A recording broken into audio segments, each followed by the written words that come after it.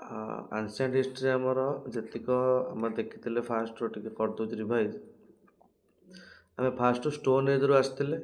Stone ଏଜ୍ରୁ ଯାଇକି ଆମେ ସେଠି ଦେଖିଥିଲେ କି ତମର 3ଟା ଫେଜ୍ରେ ତାକୁ ଆମେ ଡିଭାଇଡ଼ କରିଥିଲେ, ପାଲିଓଲିଥିକ୍, ମେସୋଲିଥିକ୍, ନିଓଲିଥିକ୍।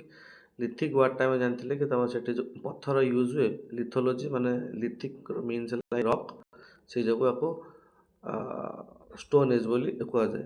ଦେନ୍ ଷ୍ଟୋନ୍ ଏଜ୍ରୁ ଆମେ ଯେତେବେଳେ ଆସିଲେ, ଯେମିତି ତମର ଯଦି ମୁଁ ସର୍ଟକଟ୍ରେ କହିବି, ଏଠି 3ଟା ଯାକ ସାଇଟ୍ରେ ଗୋଟେ ଥିଲା ଭୀମ ବେଟ୍କା ଯିଏକି ବହୁତ ଫେମସ୍ ଥିଲା। ଦେନ୍ ତମର ଆମେ ଏଇ ନିଓଲିଥିକ୍ରୁ ଆଗ୍ରିକଲଚର୍ ଷ୍ଟାର୍ଟ କରିଥିଲେ, ମେସୋଲିଥିକ୍ରୁ ଆନିମାଲ୍ ହଜବେଣ୍ଡ୍ରି ଷ୍ଟାର୍ଟ କରିଥିଲେ। ଏଠିକି ଆସିଲା ବେଳକୁ ଆମେ ଫ୍ଲେକ୍ସ ୟୁଜ୍ କରିବା ଷ୍ଟାର୍ଟ କରିଦେଲେ। ଏଠିକି ଆସିଲା ଆମେ ଫ୍ଲେକ୍ସ ୟୁଜ୍ କରିବା ଷ୍ଟାର୍ଟ କରିଦେଲେ। ଦେନ୍ ଜିନିଷ ହେଉଛି କି ତମର ଆମେ ଯେଉଁ ଟାଇମ୍ରେ ଆସିଥିଲେ ଷ୍ଟୋନ୍ ଏଜ୍ରୁ ଇଣ୍ଡସ୍ ଭ୍ୟାଲି ସିଭିଲାଇଜେସନ୍ ଦେଖିଥିଲେ।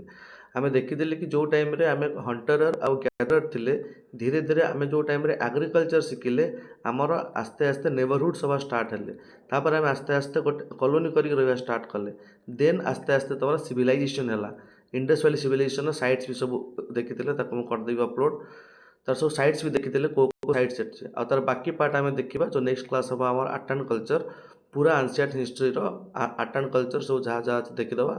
ଦେନ୍ ତମର ମେଡ଼ିଭାଲ୍ ହିଷ୍ଟ୍ରିର ସବୁ ଯାହା ଆର୍ଟ ଆଣ୍ଡ କଲଚର୍ ଅଛି ସେ ୱାଇଜ୍ ଗୋଟେ ଗୋଟେ ଭିଡ଼ିଓରେ ସବୁ ସାରିଦେବା ହେଲା। ଟିକେ ଅଫ୍ କରିଦିଏ।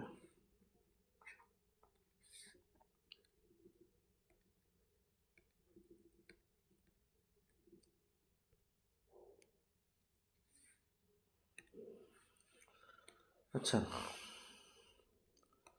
ତମର ଫାଷ୍ଟ ଜିନିଷ କି ଆମେ ଦେଖିଲେ କି ତମର ଫାଷ୍ଟ ଗଲା ତମର IVC ଇଣ୍ଡସ୍ ଭ୍ୟାଲି ସିଭିଲାଇଜେସନ୍। ପରେ ଆମେ ଦେଖିଥିଲେ ତମର କେଉଁ ଟାଇମ୍ରେ ବେଦିକ ଏଜ୍ ଆସିଲା। ବେଦିକ ଏଜ୍ ତମର ଖାସ କରି 15,000 BCରୁ ଷ୍ଟାର୍ଟ ହେଇଗଲା। ଇଏ ତମର 25,000 BCରୁ IVC ଷ୍ଟାର୍ଟ ହେଇଗଲା।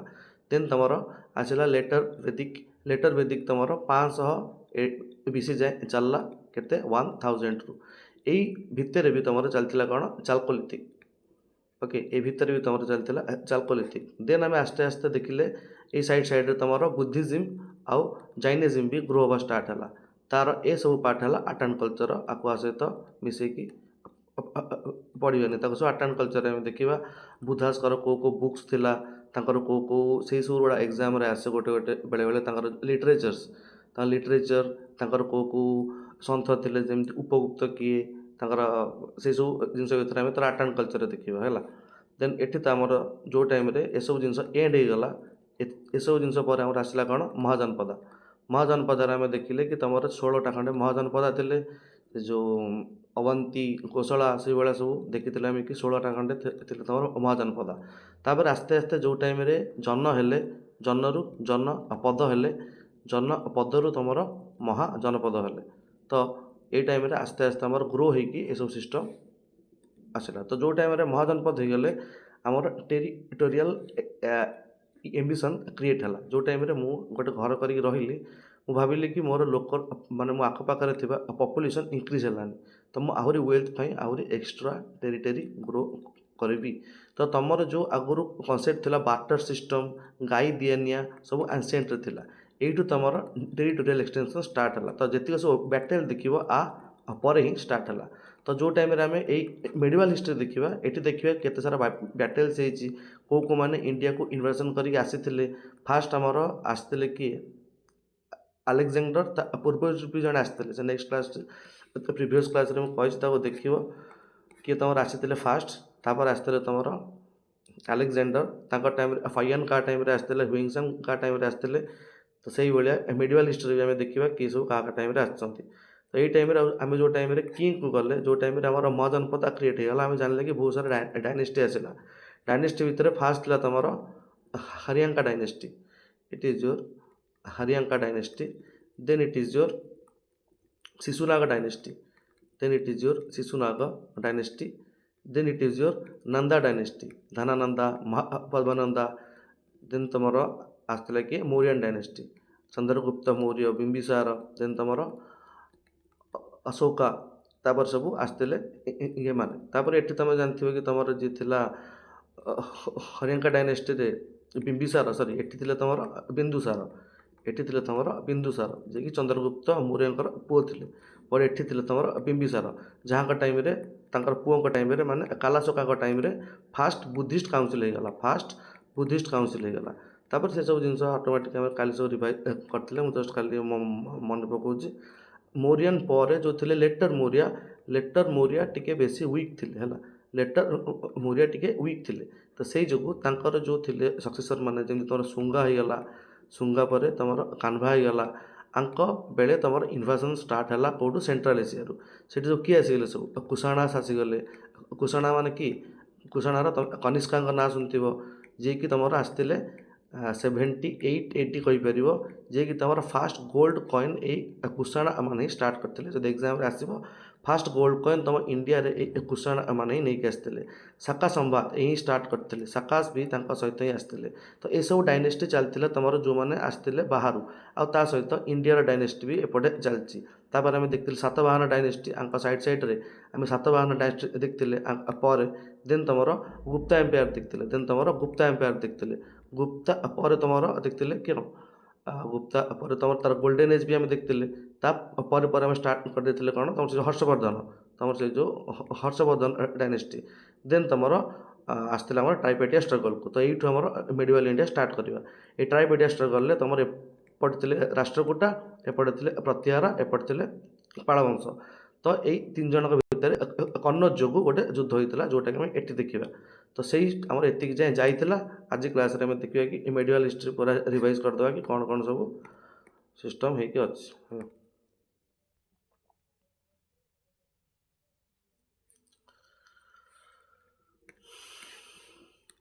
ଆଚ୍ଛା, ଫାଷ୍ଟ ତୁମର ଆସିଲା, ଆମେ ୟାକୁ 3ଟା ଟାଇପ୍ରେ ଡିଭାଇଡ଼ କରିଛନ୍ତି।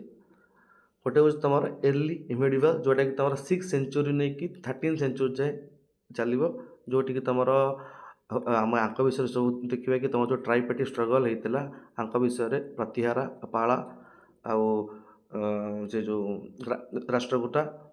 ତାପରେ ଏପଟେ ତୁମର ନର୍ଥ ସାଇଡ଼୍ରେ ତୁମର ସବୁବେଳେ ନର୍ଥ ସାଇଡ଼୍ରେ ତୁମର ଏପଟେ ଚାଲିଛନ୍ତି କିଏ ଚୋଲା, ଚେରା ଆଉ ପାଣ୍ଡ୍ୟା, ଇଏ ସବୁ ଏପଟେ ଚାଲିଛନ୍ତି ନର୍ଥ ଆଡ଼େ।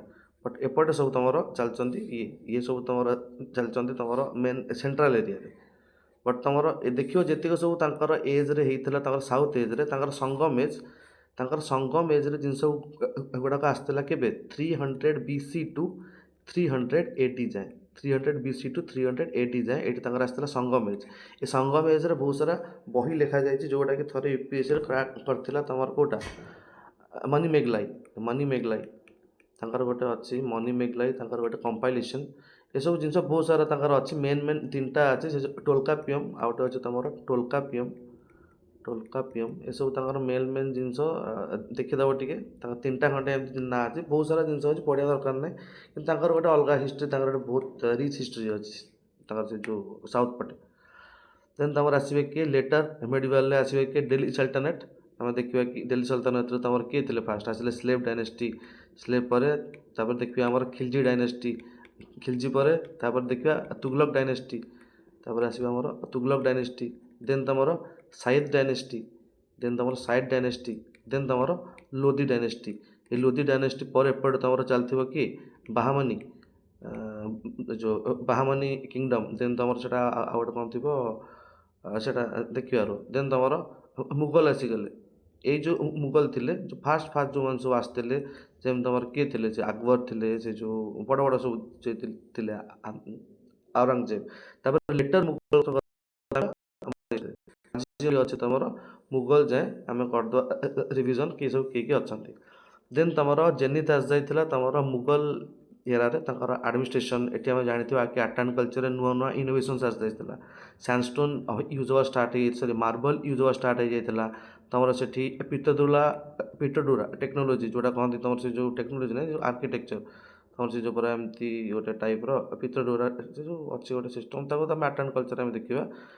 ଜାଲି ୱାର୍କ, ବାଲକୋନି, ଏଇଠି ସବୁ ତାଙ୍କର ମୁଗଲ ଏରାରେ ଏସବୁ ଜିନିଷ ଆସିଯାଇଥିଲା। ଟ୍ରାନଜିସନ୍ ତାଙ୍କର କ'ଣ ଥିଲା ସେଇ ଟାଇମ୍ରେ, ମରାଠା, ଶିଖ ଏସବୁଙ୍କ ବିଷୟରେ ଆମେ ଦେଖିବା। ୱାର୍ ସବୁ ଆଙ୍କର ହେଇଥିଲା, ଯେମିତି ମରାଠା ୱାର୍, ଶିଖ ୱାର୍। ତ ଏସବୁ ଜିନିଷ ଆମେ ମଡ଼ର୍ଣ୍ଣ ହିଷ୍ଟ୍ରି ଦେଖିବା।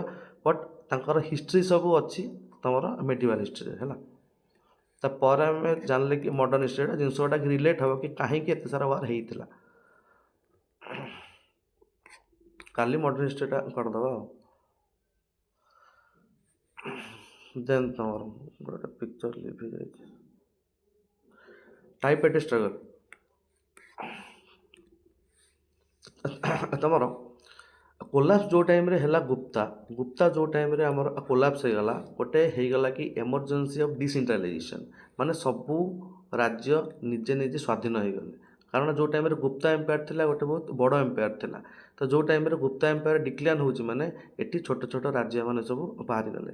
And power shifted from the Gangetic court to the regional periphery, ମାନେ ଜିନିଷ ଗୁଡ଼ା ଆଗକୁ ଯେଉଁ ଗାଙ୍ଗାଟିକ୍ ଜିନିଷରେ ଏମିତି କନସେନ୍ଟ୍ରେଟେଡ୍ ହେଇକି ଥିଲା, ସେ ଆସ୍ତେ ଆସ୍ତେ ତାର ବାହାରକୁ ବି ଯିବାକୁ ଲାଗିଲା। ଆଣ୍ଡ ଟ୍ରାଇପାର୍ଟି ଷ୍ଟ୍ରଗଲ୍ କାହା କାହା ଭିତରେ ହେଲା, ପାଳା ଗୁର୍ଜରପତିହାରା, ତମର ପାଳା ଥିଲେ ତମର ଇଷ୍ଟ ପଟେ, ତମର ଧର୍ମପାଳା ତାକୁ ଦେଖିବା ସବୁ କିଏ କିଏ ଥିଲେ। ଦେନ୍ ତମର ଗୁର୍ଜରପତିହାରା ଥିଲେ ତମର ୱେଷ୍ଟ ପଟେ ଏପଟେ, ଆଉ ତମର ଡେକାନ ଅଞ୍ଚଳ ଥିଲେ ତମର ରାଷ୍ଟ୍ରକୂଟ, ଆଉ ତମର କନୌଜ ଅଞ୍ଚଳଟା ଏଇ ମଝିରେ ଥିଲା। ଏଇ ତିନି ଜଣଙ୍କ ଭିତରେ ଏଇ ଜାଗା ଯୋଗୁଁ ତମର ଯୁଦ୍ଧ ହେଇଥିଲା, ତାକୁ ହିଁ ତମେ କୁହ ଟାଇପାର୍ଟି ଷ୍ଟ୍ରଗଲ୍। ଟାଇପାର୍ଟି, ହଁ ସେଇଟା ଟାଇପାର୍ଟାଇଟ୍ ଷ୍ଟ୍ରଗଲ୍। ଦେନ୍ ପାଳାଙ୍କ ବିଷୟରେ ଦେଖିବା କ'ଣ କିଏ କିଏ ସବୁ ତାଙ୍କ ଭିତରେ ଥିଲେ, ମେନ୍ ଜିନିଷ ଖାଲି କରିବା ରିଭିଜନ୍। ତମର ଫାଷ୍ଟ ହେଉଛି ଇଏ ଥିଲେ ତମର ଟାଇମ୍ ଲାଇନ୍ ଯାଇ ଆମେ ଯିବା, ସରି ଟିକେ ହେଇଗଲା,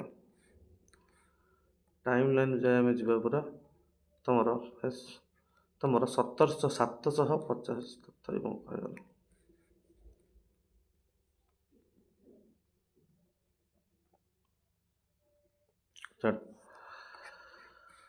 ତମର ଯଦି ଆମେ ଏପଟୁ ଷ୍ଟାର୍ଟ କରିବା 750ରୁ ଏବେ ଆମର ମିଡିଭାଲ୍ ହିଷ୍ଟ୍ରି ଆମେ ଦେଖିବାକୁ ଯାଉଛେ। ଆମେ ଖାସ୍ କରି ସେଠି ହିଷ୍ଟ୍ରି ଦେଖି ଦେଇଥିଲେ କେଉଁ ଟାଇମ୍ରେ, ତା ପୂର୍ବରୁ ସବୁ ଏପଟେ ଚାଲିଛି ହର୍ଷବର୍ଦ୍ଧନଙ୍କ ଡାଇନେଷ୍ଟି, ସେସବୁ ୱାର୍ ମାନେ ତାଙ୍କ ମୁଣ୍ଡରେ ଏମିତି ଚାଲିଛି କି ସେସବୁ ୱାର୍ ସଇଲା ପରେ ଏବେ ଆମେ 750 ADରେ ଅଛେ। ତ 750 ADରୁ 1150 AD ଭିତରେ ଦୁଇଟା ମେନ୍ ରାଜା ଥିଲେ। ଫାଷ୍ଟଙ୍କ ନାମ ହେଲା ଗୋପାଳା, ଯିଏକି ତମର ଫାଷ୍ଟ କିଙ୍ଗ ଇଲେକ୍ଟ ହେଇଥିଲେ and founded the dynasty in the Bengal region, ଆଉ 750 AD। ଦେନ୍ ତମର Dharmapala, it is the greatest ruler founded by the Vikramashila university and the revive the Nalanda university, ଯେଉଁଟାକି ତମର ବନେଇଥିଲେ କି କୁମାରଗୁପ୍ତା, ଯେଉଁଟାକି ତମର କୁମାରଗୁପ୍ତା ବନେଇଥିଲେ ଯେଉଁ ନାଳନ୍ଦା ୟୁନିଭର୍ସିଟିକୁ, ତ ଧର୍ମପାଳ ସେଟାକୁ ରିଭାଇଭ୍ କରିଥିଲେ। ଆଉ ତମର ବିକ୍ରମଶିଲା ୟୁନିଭର୍ସିଟି ବି ଧର୍ମପାଳ ହିଁ ବନେଇଛନ୍ତି। ଆଉ ତାଙ୍କର ପଲିଟିକାଲ ଫୋକସ୍ କ'ଣ ଥିଲା, it is dominated the eastern India and exerted influence over the Kannauj. ଇଏ ବି କିଛି ଟାଇମ୍ ପାଇଁ, କାରଣ ଦେଖ କନୌଜ ଏରିଆଟା ସମସ୍ତଙ୍କ ପାଖରେ କିଛି କିଛି ଟାଇମ୍ ପାଇଁ ହିଁ ରହିଛି, କାହା କତିରେ ଅଧିକା ରହିଛି କାହା କତିରେ କମ୍ ରହିଛି, ବଟ୍ କନୌଜ ଏରିଆ ପାଇଁ ତିନି ଜଣଙ୍କ ଭିତରେ ସବୁବେଳେ ଷ୍ଟ୍ରଗଲ୍ ଲାଗିଥିଲା। ପ୍ରାୟ 200 ବର୍ଷ ଧରି ଏ ଷ୍ଟ୍ରଗଲ୍ ଲାଗି ରହିଲା ହେଲା, ମାନେ ବହୁତ ବଡ଼ ଆକାରରେ ଲାଗିଥିଲା ଗୋଟେ। ତାପରେ ଏମାନେ ଆକ୍ଚୁଆଲି ବୁଦ୍ଧାଙ୍କର ବହୁତ ଫଲୋଅର୍ ଥିଲେ, କିଏ ପାଲାସ ମାନେ। ତାପରଙ୍କ ନାଁ ଆସିବ ଆମର Devapala. It extended empire to the Assam and the Odisha and patronise the Buddhism across the south east Asia. ଇଏ ସାଉଥ୍ ଇଷ୍ଟ ଏସିଆକୁ ଏଇ ଦେବପାଳ ହିଁ ନେଇକି ଯାଇଥିଲେ ତମର ବୁଦ୍ଧିଜିମ୍କୁ। Mahipala, it is revive the Pala glory after a period of the decline. ଏସବୁ ଜିନିଷ ଏତେ ଇମ୍ପୋର୍ଟାଣ୍ଟ ନାହିଁ, ତମର ଫାଷ୍ଟ ସେ ଯେଉଁ ଗଲେ କିଏ ତମର ଧର୍ମପାଳ ଆଉ ଗୋପାଳ। ତାଙ୍କର ଗଭର୍ଣ୍ଣାନ୍ସ କେମିତି ଥିଲା, ସେଣ୍ଟ୍ରାଲାଇଜଡ୍। ଏ ଦେଖ ତମର ଯେଉଁ ଟାଇମ୍ରେ ପଲିଟିକ୍ସରେ ରିଲେଟିଭ୍ ଟାଇପ୍ର କୋଶ୍ଚିନ୍ ଆସିବ କି ଆନ୍ସିଏଣ୍ଟ ହିଷ୍ଟ୍ରିର ଏଇ ପାର୍ଟରୁ ଆଜିର ଏଇ ପାର୍ଟ ସହିତ ତମେ ତାକୁ କୋରିଲେଟ୍ କର, ତମେ ଏସବୁ ପଏଣ୍ଟ ସେଥିରେ ୟୁଜ୍ କରିପାରିବ। ହିଷ୍ଟ୍ରିରେ ବି ଜିନିଷ ତମେ କେଉଁ ଟାଇମ୍ରେ ଆପ୍ଲାଏଡ୍ ହେଇକି ୟୁଜ୍ ହୁଏ ହେଲା। Then governance the centralised around the Bengal core, but ଯେଉଁ ଏବେ ଦେଖ ବେଙ୍ଗଲ ରିଲେଟେଡ୍ କିଛି ଗୋଟେ କେସ୍ ଆସିଲା, ଏବେ ବେଙ୍ଗଲରେ ଯେଉଁ ପ୍ରକାର ଅଛି ସିଚୁଏସନ୍ ତାଙ୍କର ଷ୍ଟେଟ୍ର, ତାକୁ ରିଲେଟ୍ କରିକି ସେ ଆନ୍ସିଏଣ୍ଟ ହିଷ୍ଟ୍ରିରୁ ବି ପକେଇ ଦେଇପାରେ। କାରଣ ଜିନିଷ କେତେ ତୁମେ ରିଫ୍ଲେକ୍ଟିଭ୍ ଦେଖାଏ, ଓଏସ୍ କୋଶ୍ଚିନ୍ ନୁହଁ, ତୁମେ ୟୁପିଏସ୍ସିର ମେନ୍ସ ଲେବୁଲ୍ରେ ଏଭଳିଆ କୋଶ୍ଚିନ୍ ଏକ୍ସପେକ୍ଟ କରିପାରିବ। And centralised around the Bengal core but allowed regional autonomy. ଆଉ ତାଙ୍କର ଇକୋନୋମିକାଲ୍ ଫୋକସ୍ କ'ଣ ଥିଲା, ଫ୍ଲୋରିଷ୍ଟ ଦି ମାରିଟାଇମ୍ ଟ୍ରେଡ୍, କାହିଁକିନା ତାଙ୍କର ବେଙ୍ଗଲଙ୍କ ପାଖରେ ପୁରା ଥିଲା କ'ଣ ସୁନ୍ଦରବନ, ତ ସୁନ୍ଦରବନ ସାଇଡ଼୍ରେ ଏପଟେ ତାଙ୍କର ପୋର୍ଟ ଥିଲା। ବେଙ୍ଗଲ ପଟେ ହୁଗଲି ପଟେ ତୁମେ ଜାଣିଥିବ, ସେଇପଟେ ଯେଉଁ ଯାଇଛି ରିଭର, ସେଇପଟେ ଆମର ଗୋଟେ ଅଛି ପୋର୍ଟ ହେଲା। ତ ଫ୍ଲୋରିଷ୍ଟ ଦି କ'ଣ ଶ୍ରୀ ବିଜୟ ଏମ୍ପାୟାର, ଜାଭା ସୁମାତ୍ରା ତମର ଇଣ୍ଡୋନେସିଆ ପଟେ ରହିଗଲା। And strong agriculture base in the Bengal. ତ ଏଇ ଟାଇମ୍ରେ ତାଙ୍କର ରେଭିନ୍ୟୁ ଏମିତି ସବୁ ଜେନେରେଟ୍ ହୁଏ ହେଲା। ତାପରେ ପାଲ ପରେ ଆସିଗଲେ କି ଗୁର୍ଜର ପ୍ରତିହାର। ଆଙ୍କର କ'ଣ ଥିଲା ନା ଫାଷ୍ଟ ଥିଲେ ତାଙ୍କର it's call as the north Indian defence. First ତମର ଆସିଗଲେ କି ନାଗାଭଟ୍ଟ ୱାନ୍, ଯିଏକି defeated the Arab force under the Junaid in Rajasthan 730 AD ରେ। ତ ଜିନିଷ ଏବେ ଲଗଭଗ ସେଇ 700ରୁ 800 ଭିତରେ ହିଁ ଚାଲିଛି। ସେଇ 700ରୁ 800 ଭିତଙ୍କର ଇଣ୍ଡିଆରେ ଏବେ ଆମେ ଅଛେ ସେ 700 800 ମସିହା ADର ଇଣ୍ଡିଆରେ ଏବେ ନାଗାଭଟ୍ଟ ଅଛନ୍ତି କେଉଁଠି? ଗୁର୍ଜର ପ୍ରତିହାର। ଦେନ୍ ତମର is defeated the Arab force. Arab ମାନେ ଆରବ କଣ୍ଟ୍ରି କିଏ ସବୁ? ଯେଉଁମାନେ ସବୁ ଆରବିଆନ୍ ସି ଏପଟେ ରହୁଛନ୍ତି ସେମାନେ ସବୁ ହେଲେ ଆରବ କଣ୍ଟ୍ରିଜ୍। ତ ତାଙ୍କୁ ହିଁ ସେ କହୁଛି କି ତାଙ୍କୁ ଡିଫିଟ୍ କରିଥିଲେ କିଏ ନା ତମର ନାଗାଭଟ୍ଟ। ଆଉ ଭସ୍ସରାଜ କିଏ ସକ୍ସେସଫୁଲି କଣ୍ଟେଷ୍ଟେଡ୍ ଦି କନ୍ନୁଜ ଏଗନେଷ୍ଟ ଦି ପାଲା ଆଣ୍ଡ ଦି ରାଷ୍ଟ୍ରକୂଟା। ଇଏ ବି କିଛି ଟାଇମ୍ ପାଇଁ ଏ ଭସ୍ସରାଜଙ୍କ ଅଣ୍ଡରରେ ତମର କନ୍ନୌଜ କିଛି ଟାଇମ୍ ପାଇଁ ଗୁର୍ଜର ପ୍ରତିହାରଙ୍କ ଅଣ୍ଡରରେ ରହିଛି। Role acted as a bulwark against Arab expansion from Sindh. ତାପରେ ତମର political contribution. They re-established the prestige of the northern north sovereignty and laid the cultural foundation for the later Rajput dynasty। କିଛି cultural foundation ତାଙ୍କର ଯେଉଁ letter ଦେଖ ରାଜପୁତଙ୍କ ବିଷୟରେ ବି ଆମେ ଦେଖିବା ଷ୍ଟୋରି କୁହନ୍ତି କି ତମର ଯେଉଁ ଆମେ ଦେଖିବା କି ନୂଆ ନୂଆ ଯେଉଁ ଆମର କ'ଣ ରାଷ୍ଟ୍ରକୂଟାଙ୍କ ବିଷୟରେ ଯେଉଁ ଟାଇମ୍ରେ ଆମର ଏ ରାଜପୁତଙ୍କ ଟାଇମ୍କୁ ଆମେ ଆସିବା, ଏମାନେ ସବୁ ଜାତ ହୋଇଛନ୍ତି କେଉଁଠି? ଯଜ୍ଞ କୁଣ୍ଡରୁ ଜାତ ହୋଇଛନ୍ତି। ଯଜ୍ଞ କୁଣ୍ଡରୁ ଏମିତି 4 ଜଣ ସନ୍ତାନ ବାହାରିଲେ, ତାଙ୍କ ନାଁ ସବୁ ଦେଇଦେଲେ ସବୁ ଅଲଗା ଅଲଗା। ସେ ସବୁ ଦେଖିବା। ବଟ୍ ତମର ଏଠି କ'ଣ କଲେ ନା ତାଙ୍କର ମେନ୍ ଜିନିଷ ହେଲା କି ତାଙ୍କ ବିଷୟରେ 2ଟା ଜିନିଷ ମନେ ରଖିବାର ଅଛି। ତାଙ୍କର ଖାଲି 2ଟା ତାଙ୍କ ନାଁ ନାଗଭଟ୍ଟ ଆଉ ଭସ୍ସରାଜ, ଯିଏକି ତମର ନାଗଭଟ୍ଟ ଯିଏକି ତମର ଆରବ ଫୋର୍ସେସକୁ ଡିଫିଟ୍ କରିଥିଲେ। ଭସ୍ସରାଜ ଅଣ୍ଡରରେ କାନୁଜ କିଛି ଟାଇମ୍ ପାଇଁ ତାଙ୍କ ଅଣ୍ଡରରେ ରହିଥିଲା। ଦେନ୍ ପ୍ରତିହାରା ଜେନିଥ୍, ଇଟ୍ ଇଜ୍ ୟୋର ମିହିରା ଭୋଜା। ଆଚ୍ଛା, ଦେନ୍ ତମର ଆସିଥିଲେ କିଏ ନା ସେଇ ଯେଉଁ ଗୁର୍ଜର ପ୍ରତିହାରାଙ୍କ ଯେଉଁ ଅଣ୍ଡରରେ ମିହିର ଭୋଜା ତାଙ୍କର ଗୋଟେ important king is contested the Pratihara rulers recapture the Kannauj and took title Adi Varaha. ତ ଯଦି ଏକ୍ଜାମ୍ରେ ଆସିବ Adi Varaha name is related with which person or which personality? That is your Mihira Bhoja. That is your Mihira Bhoja in 836 to 885। ତ ଏବେ ଆମେ 800ରୁ 900 AD ଭିତରେ ଅଛନ୍ତି। ତ ସେ ଏରିଆ ଭିତରେ ଇଣ୍ଡିଆରେ ରାଜ କରୁଛନ୍ତି କିଏ? ପ୍ରତିହାରା ଡାଇନେଷ୍ଟିରେ ତମର ମିହିରା ଭୋଜା। ତ ଏଇଟା ଯଦି ଆମର ଇଣ୍ଡିଆ ମ୍ୟାପ୍ରେ ଏଇଟା ଆଗକୁ ଅଛି, ଆମେ ଯେଉଁ ଦେଖିବା ତାର ମ୍ୟାପ୍ଟା, ତ ସେଇଠି ତମର ରାଜ କରୁଛନ୍ତି କିଏ ନା ମିହିରା ଭୋଜା ହେଲା। ଦେନ୍ ତମର ସାର୍ ଗୋଟେ ଡାଉଟ୍ ଥିଲା ମୋର।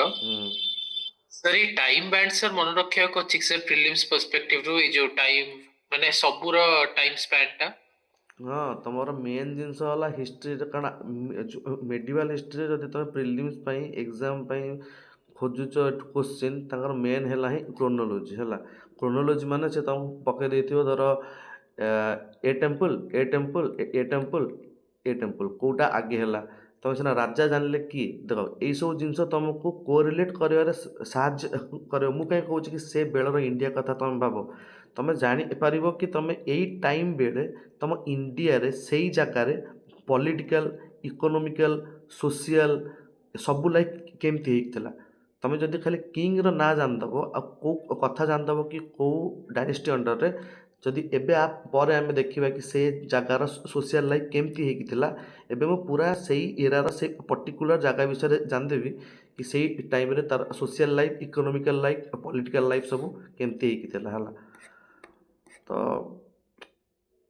ଦେଖ, ତ ସେଇ ପାଇଁ ଜିନିଷ ଗୁଡ଼ାକ କ'ଣ କହିଲ ଦେଖିବ, ତାର ଏଜ୍ ଗୁଡ଼ାକ ଦେଖିବ।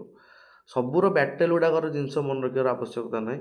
ବଟ୍ ଦ ଥିଙ୍ଗ ହେଉଛି ଯେଉଁଟାକି ତୁମର ମେନ୍ ଦରକାର କ୍ରୋନୋଲୋଜି ୱାଇଜ୍। ନହେଲେ ମୁଁ ମେଡିଭାଲ ହିଷ୍ଟ୍ରିକୁ କେମିତି ଜାଣିଛି କହିବି ବୋଲି, ତାର କ୍ରୋନୋଲୋଜିରୁ ନା। ଏବେ ମୁଁ ଆନ୍ସିଆର୍ଟରୁ ଏତିକିରୁ ଏତିକି ଗଲି, ତ ଏତିକିରୁ ଏତିକି ଭିତରେ ମୁଁ କେଉଁ ୱେ ଦେଇକି ଆସିଲି ତୁମକୁ ଏଇ ଏଜ୍ ଗୁଡ଼ା ହିଁ କହିବ। ତା ଭିତରେ ସବୁ ମନେ ରଖିବା ଦରକାର ନାହିଁ। ବାସ୍ ଇମ୍ପୋର୍ଟାଣ୍ଟ କିଙ୍ଗକୁ ଯଦି ଆମେ ଦେଖିଦେବା, ତାଙ୍କ ଟାଇମ୍ରେ କ'ଣ କ'ଣ ଇକୋନୋମିକାଲ ଚେଞ୍ଜ ହେଇଛି, କ'ଣ କ'ଣ ପଲିଟିକାଲ ଚେଞ୍ଜ ହେଇଛି, କ'ଣ କ'ଣ କଲଚରାଲ ଚେଞ୍ଜ ହେଇଛି, କ'ଣ କ'ଣ सोशल चेंज ହେଇଛି ଆମେ ଅଟୋମେଟିକାଲି ଜାଣିଦେବା ଆମକୁ ସବୁଠି ଏଇଟା କାମ ଦେଇଦେବ ତୁମର ଏସେ ଟୁ ଷ୍ଟାର୍ଟ କରିକି ଆନ୍ସର୍ ରାଇଟିଂ ଯାଏ ସବୁଠି କାମ ଦେଇଦେବ ଏଇଟା ହେଲା ଯଦି ମାନେ ଏଇ ଯେଉଁ ଜିନିଷ ଗୁଡ଼ା ଯଦି ଠିକ୍ ସେ କୋରିଲେଟ୍ କରିକି ଆନ୍ସର୍ ରାଇଟିଂ ଲେଖିପାରିଲ ନହେଲେ କ'ଣ ସବୁଗୁଡ଼ାକ ଆଉ କ'ଣ ପଢ଼ିକି କିଏ ଯାଏ ଆଉ ଏମିତି କୋରିଲେଟ୍ କରିକି ହିଁ ସେସବୁ ଲେଖନ୍ତି ଏ ଯେଉଁ ମେନ୍ ଜିନିଷ ଗୁଡ଼ା ଦେଖିବ ସବୁ ଦେଖିବନି ହେଲା ତାପରେ ତୁମର Mahendrapala expanded empire to the Himalaya and the East Bengal. Our economy it is the heavy reliant on the Gangetic agriculture and inland trade inland trade tolls ଦେଖ ଲେଖିଛି ଏଠି ମାନେ ତମର ଧର ଗଙ୍ଗା ରିଭର ଏମିତି ଯାଇଛି ଏଠି ଧର କାହାର ଜାହାଜ କି କାହାର ଏ ଡଙ୍ଗା ଯାଉଛି ତ ସେଠୁ ଏମାନେ ଟୋଲ୍ ଟ୍ୟାକ୍ସ ନେଇକି ତାର ଇକୋନୋମିରେ ଲଗାନ୍ତି ତ ତାଙ୍କର ଗାଙ୍ଗାଟିକ୍ ଆଗ୍ରିକଲଚର ଆଉ ତାଙ୍କର ଯେଉଁ ରହିଗଲା ଇନଲ୍ୟାଣ୍ଡ ଟ୍ରେଡ୍ ଟୋଲ୍ ତାଙ୍କର ଇକୋନୋମି ଆସେ ତ ସେଇ ଏରିଆ କଥା ମୁଁ ଏବେ ଜାଣିପାରୁଛି କି ସେ ଏରିଆରେ ଯେଉଁ ଲୋକ ଥିବେ ଏବେ ଧର ଏମିତି ରହୁଛନ୍ତି ସେ ଏରିଆର ଲୋକର ଯେଉଁ ଗଭର୍ଣ୍ଣମେଣ୍ଟଟା ଏବେ ଏଠି ଥିବ ସେ ଭାବୁଥିବ କ'ଣ ସେ ଭାବୁଥିବ ମୁଁ କେଉଁଠି ଆଣିବି ମୋର ଇକୋନୋମି ଆଚ୍ଛା ମୋ ଇକୋନୋମି ଯଦି ମୁଁ ଏବେ ଟ୍ୟାକ୍ସ ନେବା ସିଷ୍ଟମ୍ ଷ୍ଟାର୍ଟ କରିନି କି ଜାଣିନି କେମିତି କ'ଣ ସିଷ୍ଟମ୍ ନିଆଯାଏ ତ ଆଗ୍ରିକଲଚର ତ ଟିକେ ହଁ ଆଗ୍ରିକଲଚର ଟ୍ୟାକ୍ସ ଜାଣିଛନ୍ତି କି ଆଗ୍ରିକଲଚର ଯିଏ ହେଉଥିବ କିଛି ଟ୍ୟାକ୍ସ ମୁଁ ନେବି ତ ଗାଙ୍ଗାଟିକ୍ ରିଜନ୍ରୁ କିଛି ଆଗ୍ରିକଲଚର ମିଳିଯାଏ ତାପରେ ତୁମର ଯେଉଁ ଇନଲ୍ୟାଣ୍ଡ ଟ୍ରେଡ୍ ତାପରେ ମୁଁ ଭାବିବି କି ଆଉ କୁଆଡ଼େ ନେବି ତ ସେ ଟାଇମ୍ରେ ବେଶୀ ତୁମର ଅପସନ୍ ନଥିଲା ତାଙ୍କ ମାଇଣ୍ଡରେ ତ ତା ବୋଲି ନାଇଁ କି ଜିନିଷଟା ଏକ୍ଜିଷ୍ଟ କରୁନଥିଲା ତ ତୁମେ କେଉଁ ଭଳିଆ ଭାବୁଛ ସେଇ ରିଲେଟେଡ଼ ବି ଛାଡ଼ ତାପରେ ତୁମ ଜିନିଷ ଆସିବ କି ରାଷ୍ଟ୍ରକୂଟା ବାଳ ପ୍ରତିହାର ଆମେ ଦେଖିସାରିଲେ ନେକ୍ସଟ ତୁମର ଆସିବ କି Rashtrakuta it is call as the master of the Deccan Rashtrakuta ତୁମର ଏଇ ଡେକାନ୍ ଏରିଆରେ ରୁହନ୍ତି ଡେକାନ୍ର ଜିଓଗ୍ରାଫି ତୁମେ ସବୁ ଜାଣିଛ ଛାଡ଼ ରାଷ୍ଟ୍ରକୂଟା ଡାଇନେଷ୍ଟି ତୁମର ଥିଲେ ତୁମର ସେ ତାଙ୍କର ହିଁ ଟାଇମ୍ରେ କାରଣ ତିନି ଜଣଙ୍କ ଟାଇମ୍ରେ ତୁମର ଟ୍ରାଇପାର୍ଟି ଷ୍ଟ୍ରଗଲ୍ ହେଇଥିଲା ନା ଦେନ୍ ତୁମର ସେଇ ଟାଇମ୍ରେ ହିଁ ତୁମର ଥିଲେ କି ରାଷ୍ଟ୍ରକୂଟା 753 ଏଟିରୁ 982 ଏଟି ଯାଏ ସେଠି ଦୁଇଟା ମେନ୍ ରାଜା ଥିଲେ ଫାର୍ଷ୍ଟର ନାଁ ହେଉଛି ଦାନ୍ତିଦୁର୍ଗ ଯିଏକି ତୁମର ଫାଉଣ୍ଡ କରିଥିଲେ କ'ଣ ସେଇ ଡାଇନେଷ୍ଟିକୁ ଆଟ୍ ଦି ମାୟାକେଟା ଆଫ୍ଟର ଡିଫିଟିଂ ଦି ଚାଲୁକ୍ୟାସ୍ ତ ଚାଲୁକ୍ୟା ଯେଉଁ ଥିଲେ ଆମେ ଆନ୍ସିଏଣ୍ଟରେ ଦେଖିଥିଲେ ସେ ଚାଲୁକ୍ୟାକୁ ଡିଫିଟ୍ କରିକି ତୁମର ଦାନ୍ତିଦୁର୍ଗା କେଉଁଠି ଆଟ୍ ଦି ମାନ୍ୟାକ୍ଷେତାରେ ସେଠି ତାଙ୍କର ଡାଇନେଷ୍ଟି ସେମାନେ ଫାଉଣ୍ଡ କରିଥିଲେ କି ଦାନ୍ତିଦୁର୍ଗା ଦେନ୍ ତୁମର କ୍ରିଷ୍ଣା ୱାନ୍ ୟେଲୋରାରେ କେଭ୍ ନମ୍ବର 16 ଯେଉଁ ଏଇଟା ଆମର କୈଳାସନାଥ ଟେମ୍ପଲ୍ ଯେଉଁ ଅଛି ତୁମେ ଜାଣିଥିବ କି ଏଇ ଟେମ୍ପଲ୍ ବିଷୟରେ କି ଏଇଟା ତୁମର କ'ଣ ଗୋଟେ ରକ୍ରେ ହେଇଛି ଏଇଟା କାଟି କାଟି ଆକୁ ଏ ଗୋଟେ ରକ୍ରେ କରିଛନ୍ତି ମାନେ ଏଠୁ କିଛି ଯୋଡ଼ାଯୋଡ଼ି ହେଇନି ତ ଗୋଟେ ପୁରା ତା ମାନେ ଆଗର ଲୋକମାନେ ଦେଖ ପେସେନ୍ସ ଥିଲା ଗୋଟେ କାଟିକି ଗୋଟେ ସେ କରିଛନ୍ତି ଗୋଟେ ତାଙ୍କର ଟେମ୍ପଲ୍ ତ ସେଇଟା ତାଙ୍କର କେଭ୍ ନମ୍ବର 16ରେ ଅଛି କେଭ୍ ନମ୍ବର 16ଟା ତୁମର ଏଇ କ୍ରିଷ୍ଣା ୱାନ୍ଙ୍କ ଟାଇମ୍ରେ ହେଇଥିଲା ତ ଏଇଟା ତାଙ୍କର ଏଇ ଆର୍ଟ ଆଣ୍ଡ କଲଚର କିଛି କିଛି ପାର୍ଟ ଅଛି ଆମେ ଆର୍ଟ ଆଣ୍ଡ କଲଚର ଫୁଲ୍ ଦେଖିବା ଆଉ ହେଲା ତାର କେମିତି ଆର୍କିଟେକ୍ଚର କେମିତି କ'ଣ ସେସବୁ ଆର୍ଟ ଆଣ୍ଡ କଲଚର ଆମେ ଦେଖିବା ଦେନ୍ ତାଙ୍କର ଗଭର୍ଣ୍ଣାନ୍ସ କେମିତି ହେଇକି ଥିଲା it is highly militarised and frequency campaign in the north India to destabilise the Pala and Pratihara ତ ତାଙ୍କ ଭିତରେ ଯେଉଁ ଟାଇମ୍ରେ ଏକ୍ଜାମ୍ ଚାଲିଛି ସରି ମାନେ ତାଙ୍କର କହିଲେ ଚଳିବ ତ ସେଇ ଟାଇମ୍ରେ ତାଙ୍କ ସବୁ ସିଷ୍ଟମ୍ ହାଇ ମିଟିଂରେ ରହୁଥିଲା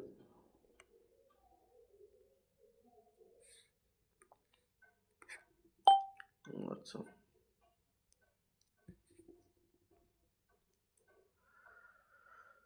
ତାପରେ କଲଚରାଲ ଆଉ ତାଙ୍କର ଇମ୍ପେରିଆଲ ପିକ୍ କ'ଣ ଚାଲିଛି ତାପରେ ଗୋଟେ ନେକ୍ସଟ ରାଜା ଆସିଥିଲେ କିଏ ଅଶ୍ୱବେଶା ୱାନ୍ ଆଗ ଗୋଟେ ସବୁଗୁଡ଼ାକ କ୍ରୋନୋଲୋଜିକାଲି ହିଁ ଅଛି ତାଙ୍କ ଗୋଟେ ଥର ଓଭରଲୁକ୍ ମାରିଦେବ ଆଉ ତାପରେ ଆମ କ'ଣ ଏଇଟା ଆମକା ବର୍ଷ ୱାନ୍ ସେ କ'ଣ ଥିଲେ ନା ଲଙ୍ଗେଷ୍ଟ ରାଜା ଇଏ ରହିଥିଲେ 64 ଇୟର୍ସ ଇଏ ବହୁତ ସ୍କୋଲାର କିଙ୍ଗ ଥିଲେ ଯିଏକି ତୁମର ଲେଖିଥିଲେ ଗୋଟେ କ'ଣ ପୋଏଟ୍ ତାଙ୍କ ନାଁ ଥିଲା କ'ଣ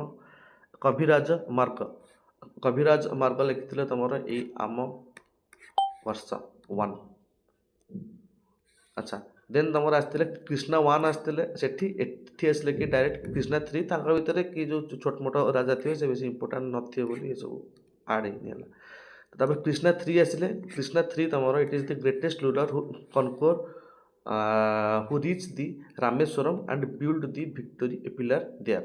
Krishna 3, it is the greatest, the last great conqueror who reached to the Rameswaram. ये रामेश्वरम जाए चल जाइए माने तंकर एम्पायर को माने कौन जय करी तो से जो तुम कृष्णा 3 भी इम्पोर्टाट तुम आम घोष तुम ना टे देखी आम खबर सब ना पाठ कर ତାପରେ ତମର ଇଏ ଯେଉଁ ଲେଖିଥିଲେ ତାଙ୍କ ରୋଡ଼ଟା କବିରାଜ ମାର୍ଗ ସେଟାକୁ ଟିକେ ଦେଖିଦେବ। ମାନେ ଏତିକି ତାଙ୍କର ବେଶୀ ଜିନିଷ ହିଁ ଏଠି ମନେ ରଖିବାର ନାହିଁ, କିଛି କିଛି ଜିନିଷ ପୁଣି ଜାଣିଥିବା ଦରକାର ନା, ତ ସେଇ ଯୋଗୁଁ ଆକୁ ଟିକେ ଦେଖିଦେବ।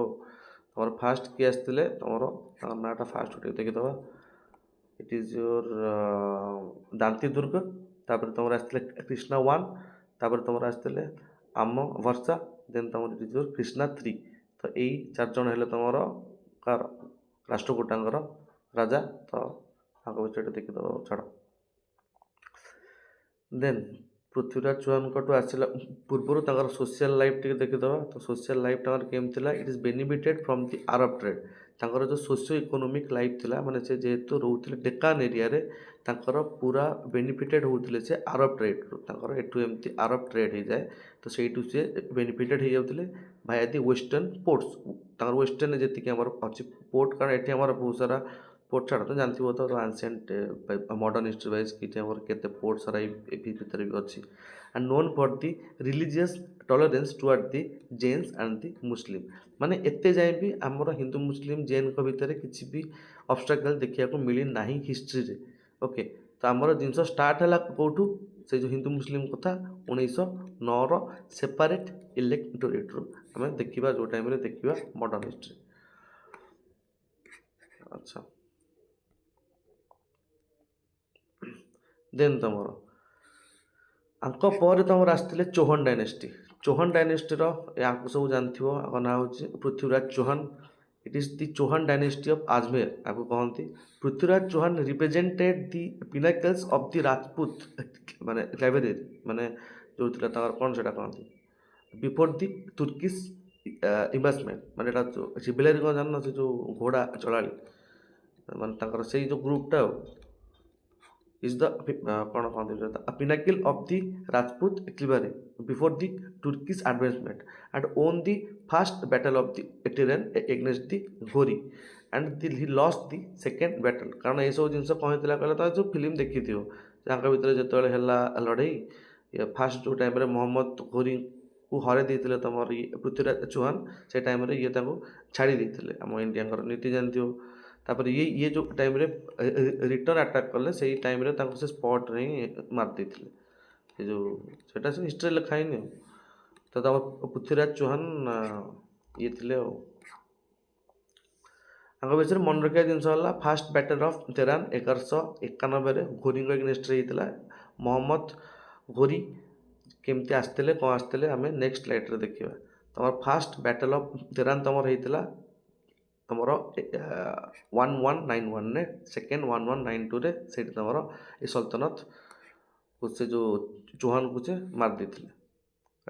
କାରଣ ଘୋରୀ ଏମିତି ହିଁ ତମର ଯେଉଁ ମାରିଥିଲେ ଏଣ୍ଟ୍ରି। ସେଇ ଟାଇମ୍ରେ ଯେଉଁ ଚାନ୍ଦେଲା ଥିଲେ, ସେ ଚନ୍ଦେଲା ମାନେ ତମର ଗୋଟେ ଗୋଟେ ଜାଗାରେ ସବୁ ତମର ଆଙ୍କ ସବୁ ଦେଖିବା ଆମେ ଆଟାନ୍ କଲଚର୍ରେ ଭଲସେ, ବଟ୍ ଏଠି କିଛି କିଛି ପାର୍ଟ ଅଛି। ଯେଉଁ ତମର ଚାନ୍ଦେଲା ଡାଇନେଷ୍ଟି ଥିଲେ, ଯାହାକୁ ତମେ ଜେଜାକ୍ ବୁତି ଅଫ୍ ଜେଜାକ୍ ବୁତି, ଚାନ୍ଦେଲା ଡାଇନେଷ୍ଟି ଅଫ୍ ଜେଜାକ୍ ବୁତି ବୋଲି କହନ୍ତି। ତ ଇଏ କ'ଣ କରିଥିଲେ ନା, ଆକୁ କହନ୍ତି ଚନ୍ଦେଲା ଖଜୁରାହୋ ବୋଲି ଆକୁ କହନ୍ତି। କାରଣ ତମେ ଜାଣିଥିବ ଖଜୁରାହୋ ଟେମ୍ପଲ୍ ଏଇ ଚନ୍ଦେଲା ମାନେ ହିଁ ବାହାର କରିଥିଲେ। ଏଇଟା ବଙ୍କି ଯାଉଛି ନା କ'ଣ ହେଉଛି ଏଇଟା?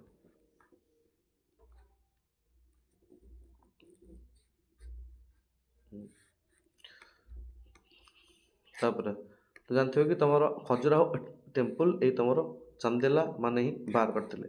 ତ ଚନ୍ଦେଲା ମାନଙ୍କର ଫାଷ୍ଟ ଥିଲେ ତମର ୟଶୋ ବର୍ମା, ଯିଏକି ତମର establish the independence from the Pratihara. ପ୍ରତିହାରାଙ୍କଠୁ ଆଣିଥିଲେ କିଏ, ତମର ଏଇ ୟଶୋ ବର୍ମା ହିଁ। କାହାଠୁ, ତମର ପ୍ରତିହାରାଙ୍କଠୁ। ତାପରେ ଯାଇକି ତମର ୟଶୋ ବର୍ମା ବସେଇଲେ କ'ଣ, ଚାନ୍ଦେଲା ଡାଇନେଷ୍ଟି। ଦେନ୍ ତମର ନେକ୍ସଟ ତମର କିଏ ଅଛି, Dhanga and the Vidyadhara build the magnificent Khajuraho temple complex Nagara ଷ୍ଟାଇଲ୍ରେ। ଏ ନାଗରା ଷ୍ଟାଇଲ୍ କ'ଣ, ବେସରା ଷ୍ଟାଇଲ୍ କ'ଣ, ଆମେ ନେକ୍ସଟ କ୍ଲାସ୍ରେ ଦେଖିବା। ନାଗରା ଷ୍ଟାଇଲ୍ରେ ଟେମ୍ପଲ୍ ଗୁଡ଼ା କେମିତି ହେଇକି ଥାଏ। ଆମ ଓଡ଼ିଶାର ଯେଉଁ ଜଗନ୍ନାଥ ଟେମ୍ପଲ୍ ଅଛି, ସିଏ ଗୋଟେ ତାଙ୍କର କ'ଣ ଯେଉଁ ଇଏ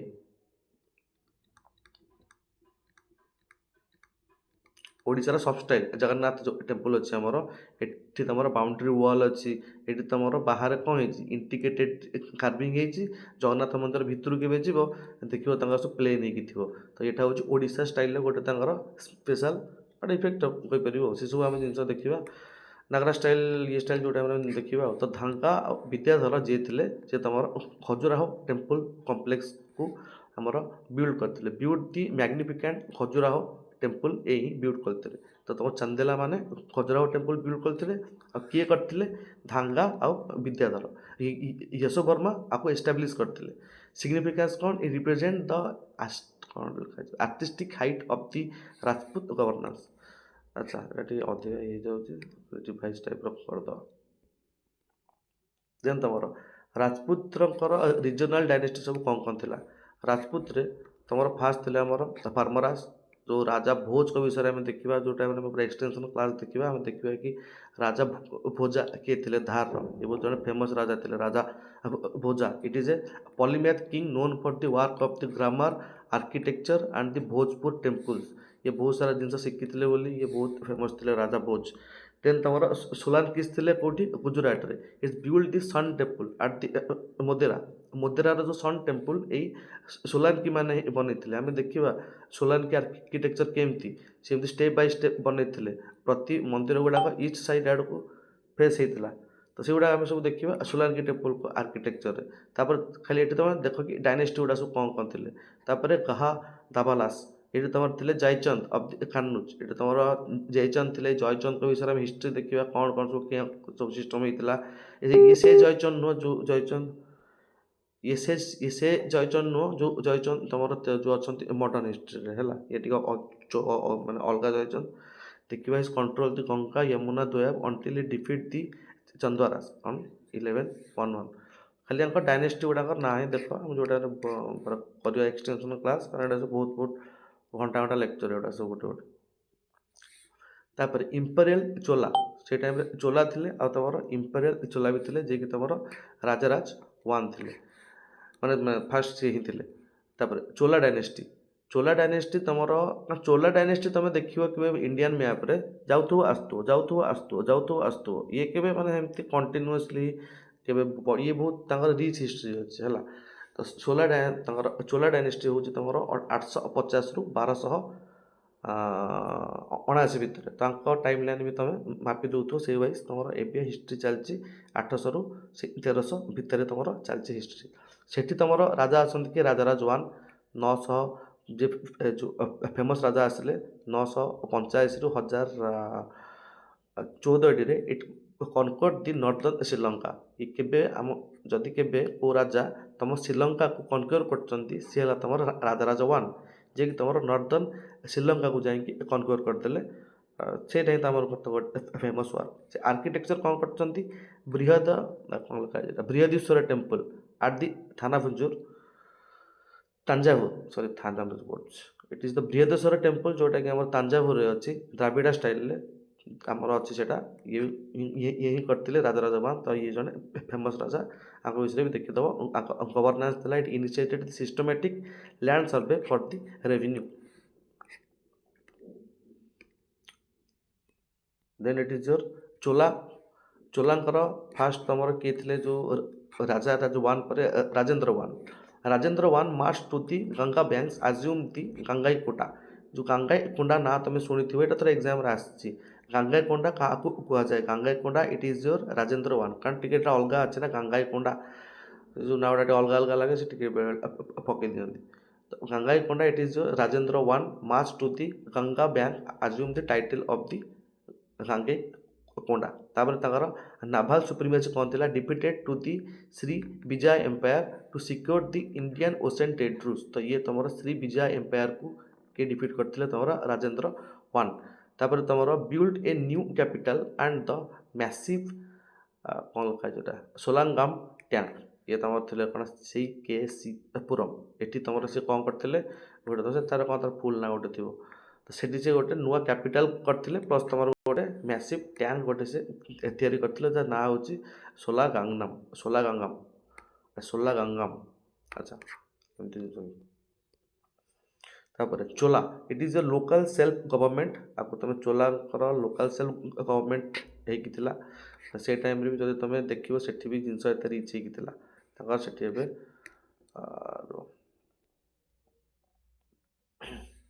ଆଚ୍ଛା फास्ट तुम गोटे जिनस से कौन ना Variyams it is called as the village committees manage the task tanks temple and justice first तुम जे डाउन पोर्सन रहा ना है कौन it is your Variyams then qualification कौन थी members selected through the Kudavolai माने lucky draw with the strict moral and law ownership criteria जहाँकर जिते माने लैंड थिला सॉरी लैंड थिला से लैंड वाइज सबू कैंडिडेट सबू आसुले चुना है कि आसे लटरी सिस्टम होता लटरी सिस्टम है कि तुम सब मेंबर जीवे यो भारियाम को तापर सेठी तुम विलेज कमिटी से जी सब टैंक अच्छी जी सब टेम्पल अच्छी जी सब जस्टिस सब यही देखिए देन तक ऑटोनॉमी कौन थी विलेज और this sabha was large independent of the central bureaucracy of course सब जिन आखा भीतर सेंट्रलाइज्ड ही थिला economic sanction taxation as based on the fertile माने तुम जमी केते फर्टाइल अच्छी से वाइज नहीं तुम टैक्स होता and the land category category माने कौच कि तुम कौ भाई लैंड अच्छी माने तुम बैरन लैंड अच्छी कि तुम एबे फर्टिलिटी तार बहुत जो अधिक अच्छी से वाइज तुम टैक्स नहीं होता and it is the maritime trade guilds and the Manigramam Nanadesis where the world renowned अच्छा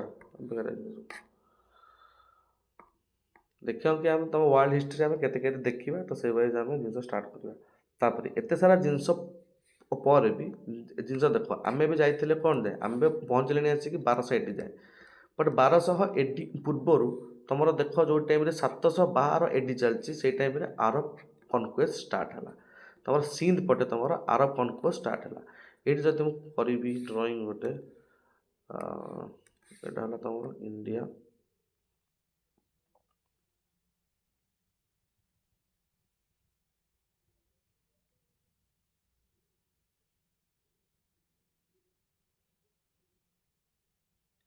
अच्छा यही इंडिया पटे से आरब कौच मैंने यही जो एरिया जो कहते सिंध एरिया कारण तुम इंडस वैली जाइए तुम यहाँ बहुत फर्टाइल एरिया एठी जी रही मैंने माने एठी जमी एत फर्टाइल एग्रिकल्चर बहुत रेवेन्यू हुए से जो ही बाहर लोक मैंने आसको चाहते ये कारण ये जमी बहुत फर्टाइल रेवेन्यू बहुत दिए से जो सब जो आरब कनकेस्ट होता यही जगह माने यही जगह को ही होता कारण एपट तो हिमालय अच्छी एपट तो हिमालय अच्छी बोली ही गोटे आम सेफ कॉरिडोर अच्छी से जो आम जो पासेस गुड़ाक आम जिओग्राफिकल पढ़ुं से जो इम्पोर्टाट कारण से तुमको सिक्यूरीटी मिले कारण से ही गोटे जगह जोटि लोक आसपारे एत बड़ पहाड़ चढ़ी आसला बेलू अधा तो सफा होपर तुम फास्ट आसते किए ना मोहम्मद बिन तुगलक फास्ट जे ना आसला ना मोहम्मद बिन तुगलक सॉरी मोहम्मद बिन कासिम सॉरी तुगलक कौन फास्ट तुम आसला कि मोहम्मद बिन Qasim defeated the Raja Dahir and bring first Islamic political authority to the Indian soil देख डिफरेंस एबे जो फास्ट दी जन राजा आसबे से आसी खाली लुटिकी जीवे ये आसी खाली लुटिकी जीवे बट सेकेंड टाइम जो राजा आसबे दिल्ली सल्तनत टाइम रे ये आसिक एठी रहीजिवे तो से जो सेठू आमर मुस्लिम इन्फ्लुएंस बढ़ी बढ़ी चलो है देन तुम फास्ट आसिले कि ना मोहम्मद बिन कासिम आसीगला आंको इम्पैक्ट रू it is facilitated the exchange of the Indian science like math astronomy to the Arab world and through the Sindh Hind translation तो से जो facilitated the exchange of the Indian science माने मैथ एस्ट्रोनॉमी को से अरब को सिंध हिंद ट्रांसलेशन ने नहीं कि यही जाइए कि तुम मोहम्मद बिन तुगलक तापर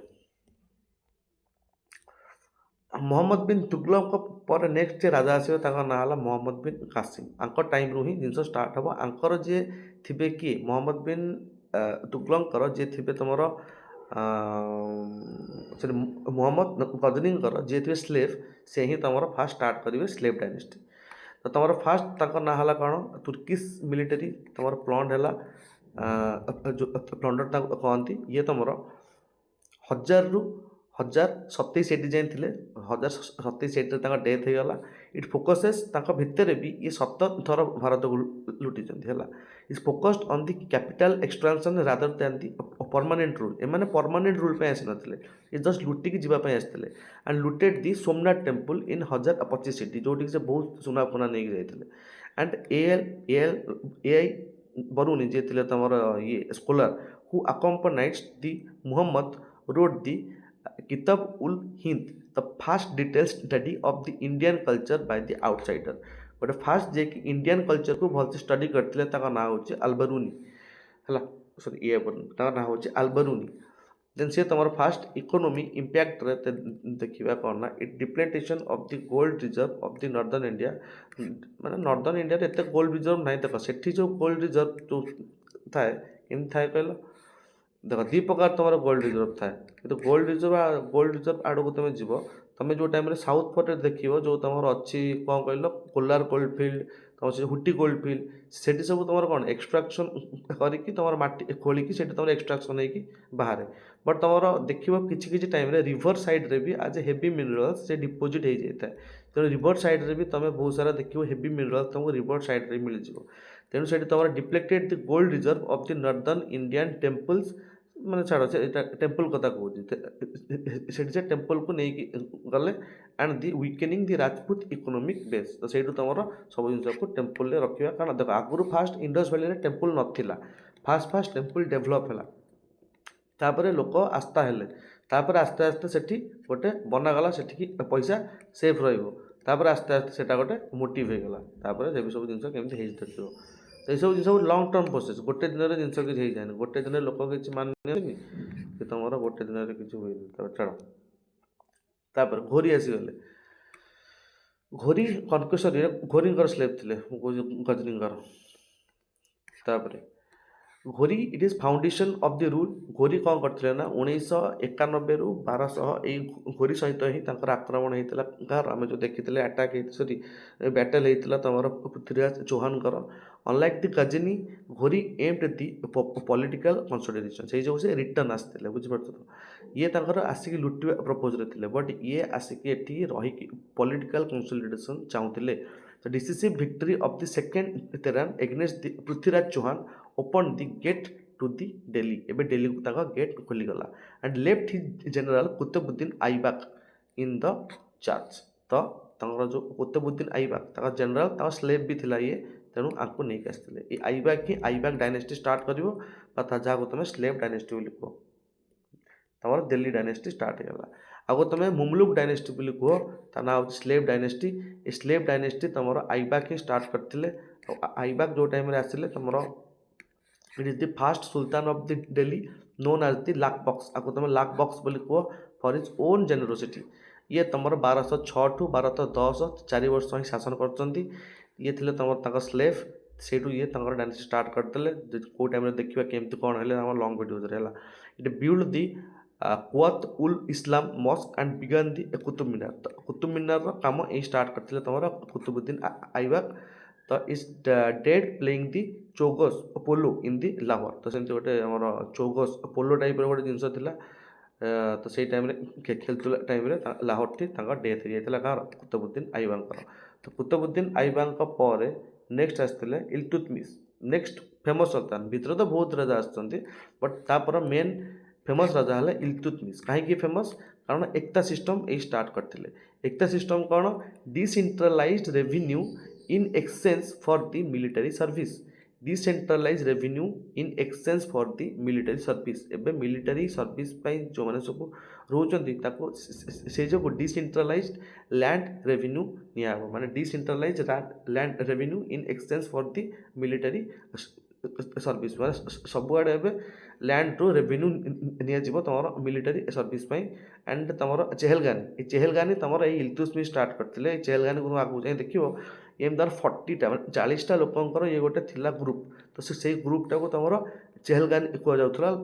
ଲାଷ୍ଟ ତୁମର ବଲବନ ଯିଏ ଥିଲେ, ବଲବନ ଆକୁ ହିଁ ଯାଇକି କ'ଣ କରିଥିଲେ, ଖତମ କରିଦେଇଥିଲେ। ଯେ ଭାବିଲେ କି ଚେହେଲଗାନି ମୋ ସହିତ କନ୍ସପିରେନ୍ସି କରୁଛନ୍ତି ବୋଧେ, ସେଇ ଯୋଗୁଁ ଚେହେଲଗାନିକୁ ବଲବନ ଖତମ କରିଦେଇଥିଲେ। କରେନ୍ସି କ'ଣ? ତୁମର ସିଲଭର ଟଙ୍କା ଆଉ କପରର ଜିତଲ। ଏଠି କପରକୁ ଜିତଲ କହନ୍ତି, ସିଲଭର ଟଙ୍କା ଆଉ କପରର ଜିତଲ ତୁମର ଏହି ଚଲେଇଥିଲେ କିଏ? ତୁମର ଇଲତୁତମିଶ। ତାପରେ ତୁମର is refuse the asylum to the refused asylum to Jalaluddin in Magawani, saving India from the Genghis Khan war. ମାନେ ସେ କ'ଣ କଲେ କହିଲେ ଇଏ ଗୋଟେ ତାଙ୍କ ପାଖକୁ ଆସିଥିଲେ ହେଲା। ଆକ୍ଚୁଆଲି ଚେଙ୍ଗିଜ ଖାନ୍ ଯିଏ ଖୋଜୁଥିଲେ ୟାଙ୍କୁ, ସେ ଯେଉଁ ଜଲାଲୁଦ୍ଦିନ ମାଗାବାନିକୁ ମାରିବେ ବୋଲି ଖୋଜୁଥିଲେ ହେଲା। ତ ଇଏ କ'ଣ କଲେ ନା ତମର ଖିଲଜି ୟାଙ୍କୁ ମନା କରିଦେଲେ କି ମୁଁ ତମକୁ ଶରଣ ଦେବି ନାହିଁ। ସେଇ ଯୋଗୁଁ ଚେଙ୍ଗିଜ ଖାନ୍ ଇଣ୍ଡିଆ ଆସିଲାନି। ଚେଙ୍ଗିଜ ଖାନ୍ ଯଦି ଇଣ୍ଡିଆ ଆସିଥାନ୍ତା, ଚେଙ୍ଗିଜ ଖାନ୍ଙ୍କ ବିଷୟରେ ଶୁଣିଥିବ ସେ କେତେ ଭଲ ଲୋକ ଥିଲେ। ଚେଙ୍ଗିଜ ଖାନ୍ ଯଦି ଇଣ୍ଡିଆକୁ ଆସିଥାନ୍ତା ସେ ଇଣ୍ଡିଆ ପୁରା ଦେଇ ଯାଇଥାନ୍ତା। ସେଇ ଯୋଗୁଁ ମନା କରିଦେଲେ ନା ଆମେ ତମକୁ ଶରଣ ଦେବୁ ନାହିଁ। ବହୁତ ନୃଶଂସ ଲୋକ ଥିଲେ ପୁରା, ତାଙ୍କ ହିଷ୍ଟ୍ରି ମାରିକି ଦେଖିବ। ରାଜିଆ ସୁଲତାନ ତମ ସେ ଇଲତୁତମିଶଙ୍କ ଝିଅ ଯିଏକି ଫାଷ୍ଟ କି କ୍ୱିନ୍ ହେଲେ ମାନେ ତମ ହିଷ୍ଟ୍ରିରେ, ସେ ହେଲେ ତମ ରାଜିଆ ସୁଲତାନ। ନୋମିନେଟେଡ୍ ବାଇ ଦି ଇଲତୁତମିଶ, ଆସିଷ୍ଟେଡ୍ ବାଇ ତା ଦେଖ ଗୋଟେ ଝିଅ ଯେତେବେଳେ ରାଜା ହେଲା ତାକୁ ବହୁତ ସାରା ଜିନିଷକୁ ସାମ୍ନା କରିବାକୁ ପଡ଼ିଲା। ଇଏ ଝିଅ କେମିତି ରାଜା ହେବ, କ'ଣ ହେବ, ଏମିତି ସିଷ୍ଟମ୍, ଇଏ ଏମିତି ଇଏ ବହୁତ ସାରା ଇଏ ଥରେ ଠିଆ ହେଇଥିଲେ ତାଙ୍କର ହକ୍ ପାଇଁ। ଯେଉଁ କ'ଣ କହିଲ ଧରିକି ଯେଉଁ ସପୋର୍ଟ ବି ତାଙ୍କର ଛାଡ଼ି ଯାହା ଲେଖିଥିବେ ଧରିକି ମନ୍ଦିର ଆଗରେ ଠିଆ ହେଇଥିଲେ। ତ ବହୁତ ଷ୍ଟ୍ରଗଲ୍ ବି କରିଛନ୍ତି, ଖାଲି ତ ନାଁ ଲେଖାଯାଇଛି ହିଷ୍ଟ୍ରିରେ, ବଟ୍ ସମସ୍ତଙ୍କ ଲାଇଫ୍ରେ ତାଙ୍କର ଅଲଗା ଷ୍ଟ୍ରଗଲ୍ ଅଛି। And discarded the purdah system and dressing like man in the court. ଏହି ଷ୍ଟାର୍ଟ କରିଥିଲେ ତମେ ଡ୍ରେସିଂ ଲାଇକ୍ ମ୍ୟାନ୍ କୋର୍ଟରେ, ତମେ ଯେଉଁ ମ୍ୟାନ୍ କଥା ଏଠୁ ତମେ ଓମେନ୍ ଏମ୍ପାୱାରମେଣ୍ଟରୁ ବି ତମର ଏସେରୁ ବି ଟପିକ୍ ସେଥିରୁ ଉଠେଇକି ନେଇପାରିବ ତମର ରାଜିଆ ସୁଲତାନଙ୍କ ବିଷୟରେ। ଭଲ କାମ କରିଛନ୍ତି ନା, ପୁର୍ଧା ସିଷ୍ଟମ୍କୁ ଇଏ ଉଠେଇଛନ୍ତି। ତମର ଯେଉଁ ମାନେ କୋର୍ଟକୁ ବି ଡ୍ରେସ୍ ପିନ୍ଧିକି ଯିବେ ମ୍ୟାନ୍ ଲାଇକ୍ ତମର ଏଇ ରାଜିଆ ସୁଲତାନ ଯେଉଁ ତାଙ୍କ ଥିଙ୍କିଙ୍ଗ ଥିଲା।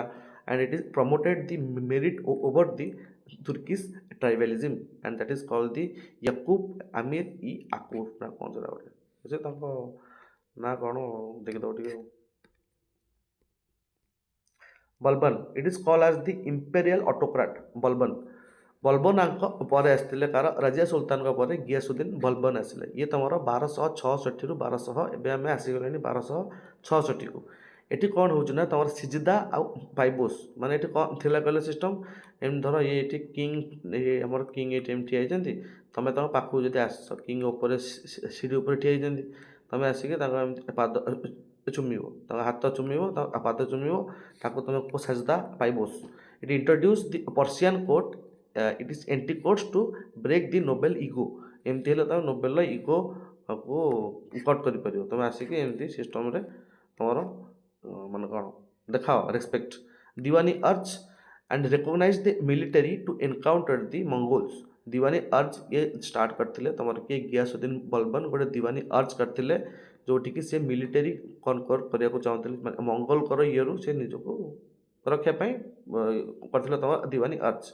ଦେନ୍ ତମର ସ୍ପାଏ ସିଷ୍ଟମ୍, ତମର ଏକ୍ସଟେନ୍ସିଭ୍ ବରିଡ୍ ସିକ୍ରେଟ୍ ପୋଲିସ ନେଟୱାର୍କ ଇଏ ଷ୍ଟାର୍ଟ କରିଥିଲେ। ये एक्सटेंसिव स्पाई सिस्टम यही स्टार्ट करते मैंने बेसी तुम से स्पाई सिस्टम को नहीं गले। आ तुम फिलोसफी आंकर कौन is concept of the Zil Ilahi Zil Ilahi the shadow of the god to restore the prestige of the Saltanat. Introduce the concept of the Zil Ilahi आम सब हेल्ले shadow of the god. Balban कहला बलबन विषय कथा है बलबन छुआ स्लेव डायनेस्टी था। तो बलबन छुआ कहला कि मुझे एक्चुअली राजाटा मु जन्म होती गोटे जे कि राजाटा एक्चुअली से जो एमती सिस्टम देखिए जो टाइम लंग क्लास करा भल भल स्टोरी आगे अच्छे। अलाउद्दीन खिलजी एक्सपांशन कौन करते ये it is A Khilji dynasty आसला से जो विषय खिलजी आम देखिले 1290 ରୁ 1320 भितर तुम थे खिलजी डायनेस्टी। तो Khilji dynasty it is A imperialist who reached the southern tip of the India via the मालिक कफूर। तो मालिक कफूर किए आम देखा मालिक कफूर को साहाଯ୍य ये सदर्न टीप को जाते कि Alauddin Khilji and defeated the Mongol 6 time. ये 6 थर मंगोल को डिफिट कर and annex the Gujarat Ranthambore and the Mewar and introduce the दाग माने ब्रांडिंग ऑन द हॉर्स ताको दाग बोली कहती and chehra it is a descriptive roll चेहरा और दाग एमती सिस्टम देख ये गोटे ड्रॉइंग गोटे कौन देखिए ये जो सिस्टम को सब से नहीं आगे विषय अलाउद्दीन खिलजी टाइम बहुत सारा वर्क होती तुम आर्ट एंड कल्चर ताको भी आम देखा तुम आर्ट एंड कल्चर टाइम है बट तुम ये तुम फास्ट सदर्न टीप को अलाउद्दीन खिलजी नहीं जाते 1290 ରୁ 1380 भितर। इकोनोमिक पॉलिसीज गुड़ा सब कौन करता ये it is a fixed price essential commodities from grain to slaves. ये गोटे फिक्स्ड प्राइस फास्ट ये गोटे फिक्स प्राइस स्टेट करते और खिलजी ना तुम शुणी फास्ट स्टैंडिंग आर्मी यही माने सैलरी सिस्टम यही स्टार्ट करते and establish the Shahana i Mandi supervisor and Diwani Mustakhraj to clear the arrears से सब जिन ये दुटा ना ये स्टार्ट करते नाटा खाली देखीद जो खस्तर की आसला साहानी मंडी और मुस्तक राज ये सब तुम हूँ अलाउद्दीन खिलजी विषय खराज लैंड रेवेन्यू कहती fixed at the 50% produce assessed by the measurement ताकू खरच बोली कहती जोटा गोटे लैंड रेवेन्यू निए तुम जिते प्रोड्यूस कर तार 50% तुम खरच आकार आंकटू नि जाए तुम से जो आर्मी फार्मी को ये दि जाए तुम मेंटेन कराए से सब जिन प्रपोज हो to maintain the massive standing army at the low cost to defend against the Mongol invasion the तापर आमर आसिले कि तुगलक विषय एवं दिल्ली सल्तनत है आम आस्ते आस्ते दिल्ली सल्तनत रु बाहरिक आम जा मुगल स्क्वाड से सब दिल्ली अंचल सब स्टार्ट हम मोहम्मद बिन तुगलक तुम 1325 रु 1351 भितर थे the wise fool known for the 5 ambitious but failed project आपको ही कहती तुम से जो कौन जिन नुहे कि ये जो टाइम डेथ है कहती कि राजा प्रजा पाखर आ प्रजा को राजा पाखर मुक्ति मिलगला तो ये बहुत बेकार बेकार स्टेप 5टा नहीं थे मैंने कहती कि बहुत एजुकेटेड थे बट जो कम गुड़ा सब करते से गुड़ा सब type of very failure king आपको बोली कहती फास्ट फेलुअर से जो वाइस पुल बोली लिखाला फास्ट बेकार काम था कौन कैपिटल शिफ्ट ये Delhi to Daulatabad unnecessary capital shift करके नौते जो टाइम तुम अटैक भी चलती तुम वार कॉस्ट भी इंक्रीज जो होता ये फास्ट टाइम पे टोकन करेन्सी स्टार्ट करते copper coins equivalent to the silver copper को तुम जो टाइम सिल्वर सहित इक्विवेलेंट करदे से टाइम लोक छाड़े दुआब्रे टैक्सेसन दुआब्रे जो टाइम फेमेन चलता से टाइम ये आहरी अधिक रु अधिक टैक्सेसन बढ़े बढ़े चलते ये सब गोटे गोटे एग्जाम आसे मेन्स एग्जाम कि कहीं से एमती कहती तो ये सब जिन जो कहते हैं रिजल्ट कौन था इट इज इकोनॉमिक बैंकरप्ट हो गले रिजनल रिवोल्ट चलला leading to the birth of the Vijayanagar and Bahmani kingdom यू ही तुम विजयनगर और बाहामनी किंगडम बाहर की आसिले कौटू तुम से तुगलक डायनेस्टी तो फास्ट जी थे तुम फिरोज शाह तुगलक यहीटा थोड़े एग्जाम आसाला आर वर्ष यूपीएस आसाला यहाँ 2024 ना 25-23 गोटे आसाला कि तुम फिरोज शाह तुगलक सॉरी केनाल गोटे कौन आसाला एमती क्वेश्चन देखिए तुमको जो टाइम कर एमसीक्यू अच्छा फिरोज शाह तुगलक तुम 1351 रु 1388 जाए तुम irrigation build the longest network canal in the medieval India सब लंगेस्ट केनाल तुम फिरोज शाह तुगलक टाइम बनाई ये फाउंडेड दी सिटीज लाइक हिसार फिरोजाबाद जौनपुर किए बार करते फिरोज शाह तुगलक एंड चैरिटी ये सेटअप करते दीवानी खैरियत तुम से जो कौन खैरात जोटा तुम मैरेज ब्यूरो आ तुम हॉस्पिटल जदि मैरेज विषय भी तुमको मेन्स रे कि एग्जाम रे को एसे तुम कंटेंट तुमको दरकार ना गोटे गोटे जिन सब वेट कर मैंने लक्ष्य करूँ जमी तुमको मैरेज कथा तुमको फास्ट कौन कहते कारण जो जिन गुड़ाक एवं तुम ऑनगोइंग चली तो से जिन गुड़ाक ऊपर फोकस करता मैरेज उपर तुम एंशिएंट हिस्ट्री में कौन कहली जमी सब तुम इंडस जहाँ सब थी तुम वेदिक एज रे जो वेदास बाहरला उपनिषद बाहरला ता भितर गोटे तुम छांदोग्य कौन छांदोग्य उपनिषद गोटे आसाला से छांदोग्य उपनिषद रे तुम कौन लिखाई अनुलोमा आउ प्रतिलोमा टाइप ऑफ मैरेज अनुलोमा माने लो कास्ट पुओ सॉरी लो कास्ट झील हो उपर कास्ट पुओ हो प्रतिलोमा माने तुम लो कास्ट पुओ हो हाई कास्ट झील हो तो यहाँ तुम सोसाइटी अनआक्सेप्टेबल ये सिस्टम माने जो तुम कहूँ तुम गोटे पॉइंट उठा चाह तो तुम सब सारा ये छोट छोट पॉइंट गुड़ा को मार्क करता कारण एसे कि लंग क्वेश्चन लिखला बेले तुम पॉइंट्स माइंड रे स्ट्राइक हो ऑटोमेटिक भाभी हम ना जिन गुड़ा अच्छा abolish the 24 type of the unjust taxes 24 जो अनफेयर टैक्स सब थिले बैन करते and only the Shariat approved ones like the Zakat and the Jizya इतने शुण जजियाटा के गोटे रिलीजियस टैक्स नुह आम जो टाइम देखा 4 प्रकार टैक्स थिला जाकात टैक्स एक्चुअली तुम नि जाए से टाइप जिन से जो କ'ଣ କହିଲ ଏଇଟା ଆକ୍ଚୁଆଲି ତମର କ'ଣ ଥିଲା କହିଲ ଜର୍ଜିଆଟା ତମର ଥିଲା ରୁହ ସେଟା କ'ଣ ଥିଲା ସେ ଯେଉଁ ଇଏଟା ତମକୁ କହିନଥିଲି ସେ ନାଁଟା ମୋର ମନେ ପଡ଼ୁନି।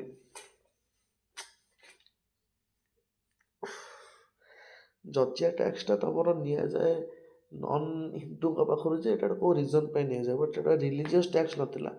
ରିଲିଜିୟସ୍ ଟ୍ୟାକ୍ସଟା କ'ଣ ଥିଲା ମୋ ନାଁଟା ତମେ ଦେଖିକି କହିବ।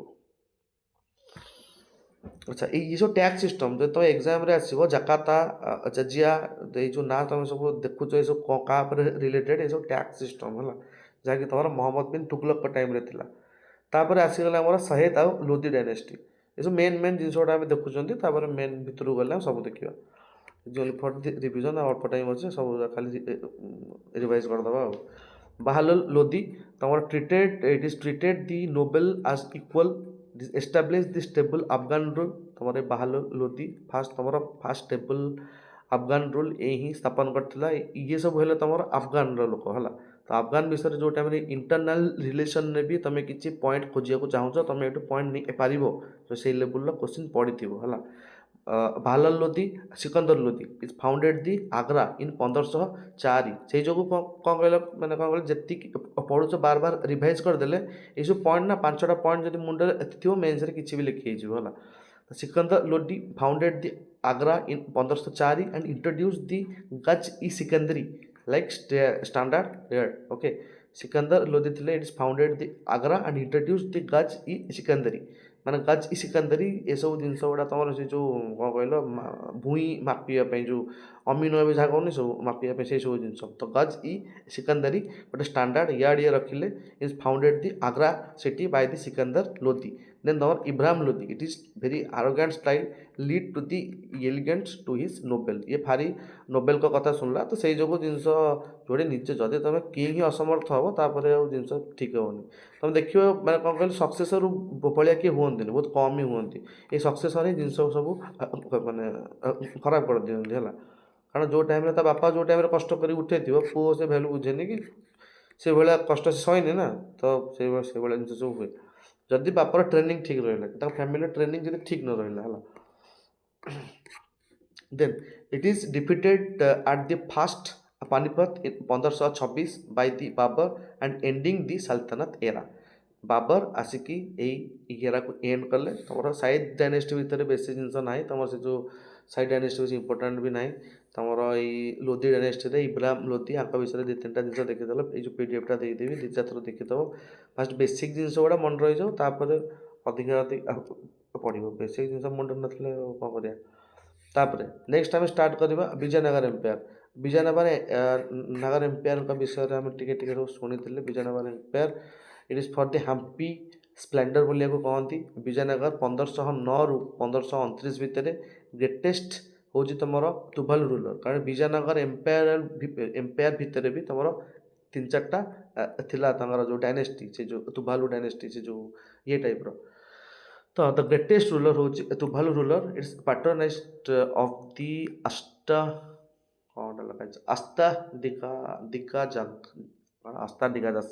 ଛାଡ଼ କ'ଣ ସେ ନାଁଟା ଲେଖା ହେଇଛି is authored like call as the Amukta Malyada and maintain the friendly ties with the Portuguese and with the Vital temple and the Hajararama temple। ये तुमର ବିଜୟନଗର ଏମ୍ପାୟାରର ହିଁ କାମ। ଏଠି କ'ଣ ସବୁ ଥିଲା ତୁମକୁ କହିଦେବି ଲଙ୍ଗ୍ କ୍ଲାସ୍ରେ ହେଲା। ଏଠି ଓନ୍ଲି ଫର୍ ଦି ସର୍ଟ କ୍ଲାସ୍ରେ ଆମେ ଜିନିଷ ଗୁଡ଼ା କରିଦେବା କି କିଏ କାହା ଉପରେ ଅଛନ୍ତି ଭିତରେ ଆମେ କ'ଣ ଦେଖିବା। ସବୁ କ୍ଲାସ୍ করে ଟାଇମ୍ ହେବନି ନା। ଆଚ୍ଛା ବାହାମାନି କିଙ୍ଗଡମ୍ ତୁମର 1700 ଏବେ ଟାଇମ୍ ଦେଖ ତୁମର କେତେରୁ କେତେ ଚାଲିଛି। ଏବେ ଅଟୋମେଟିକ୍ ଦେଖ ତୁମକୁ ଯଦି ଆସିଯିବ ଏ ବାହାମାନି କିଙ୍ଗଡମ୍ ଟାଇମ୍ରେ ବି ପର୍ତ୍ତୁଗୀଜ ଆସି ସାଇଲେଣି। ଭାସ୍କୋ ଡା ଗାମା ତୁମର 1500 ପ୍ରାୟ ତୁମର 1498ରେ ଭାରତ ଆସିଥିଲେ। ତାପରେ ତୁମର ଆଲମିଡ଼ା ଆଲବୁକର୍କ ସେ ଯେଉଁ ନଦୀ କୁନା ସେ ତୁମର ଆସିଲେ ଦେନ୍ ତୁମର ସିଷ୍ଟମ୍ ଆଗକୁ ବଢ଼ି ଚାଲିଲା। ବଟ୍ ତୁମର ବାହାମାନି କିଙ୍ଗଡମ୍ ତୁମର 1347ରୁ 1527 ଭିତରେ Muhammad Gawan, the capable PM who modernized the state, introduced the gunpowder to the Indian warfare। A gunpowder first Mohammad Gawan start करथिले।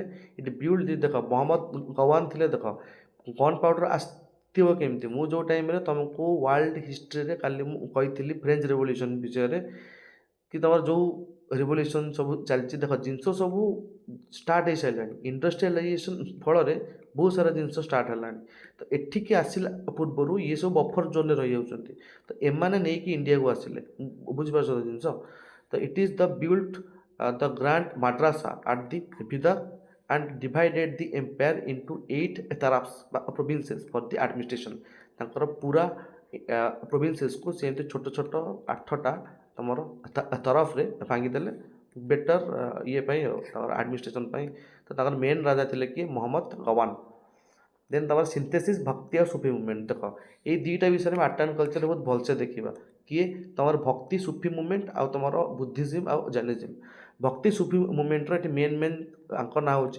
Kabir Nanak Mirabai emphasize the nirguna and the saguna devotion for the ritualism ମାନେ ବିନା ମୂର୍ତ୍ତି ଆଉ ମୂର୍ତ୍ତି ନିର୍ଗୁଣା saguna devotion for the ritualism promoted the vernacular language vernacular ମାନେ ଦେଶୀ language ଓଡ଼ିଆରେ ଆମେ ଯେମିତି ଏବେ କଥା ହେଉଛନ୍ତି ଏସବୁ ହେଲା ଆମର vernacular ଲାଙ୍ଗୁଏଜରେ ଆମେ ଷ୍ଟଡି କରୁଛନ୍ତି ତାପରେ ସୁଫି ମୁଭମେଣ୍ଟ ଚିସ୍ତି ସିଲସିଲା ତମର ସୁରବାଡ଼ି ଏସବୁ ଗୋଟେ ସିଲସିଲା ଷ୍ଟାର୍ଟ ହେଲା ଏଠୁ ତମର ଚିସ୍ତି ସୁରବାଡ଼ି ତାପରେ ଆମେ ଏସବୁ ଆର୍ଟ ଆଣ୍ଡ କଲଚର ପାର୍ଟ ଆମେ ଭଲସେ ଦେଖିବା ତାପରେ ତମର ଆସିଥିଲେ କି ଆଙ୍କ ନାଁ ଶୁଣିବ କବାଲି ସବୁ ଷ୍ଟାର୍ଟ ହେଲା କେମିତି କ'ଣ ଷ୍ଟାର୍ଟ ହେଲା ଏ ସୁଫି ମୁଭମେଣ୍ଟ ପରେ ସବୁ ଆସ୍ତେ ଆସ୍ତେ ଜିନିଷ ଆମେ ଦେଖିବା concept of the Sama music and Zakir ତାପରେ ତମର କ'ଣ ଲେଖା ହେଇଛି ଏଟା ମୋଇନୁଦ୍ଦିନ ଚିସ୍ତି ଆଜମେରରେ ଇନଫ୍ଲୁଏନ୍ସ ଦ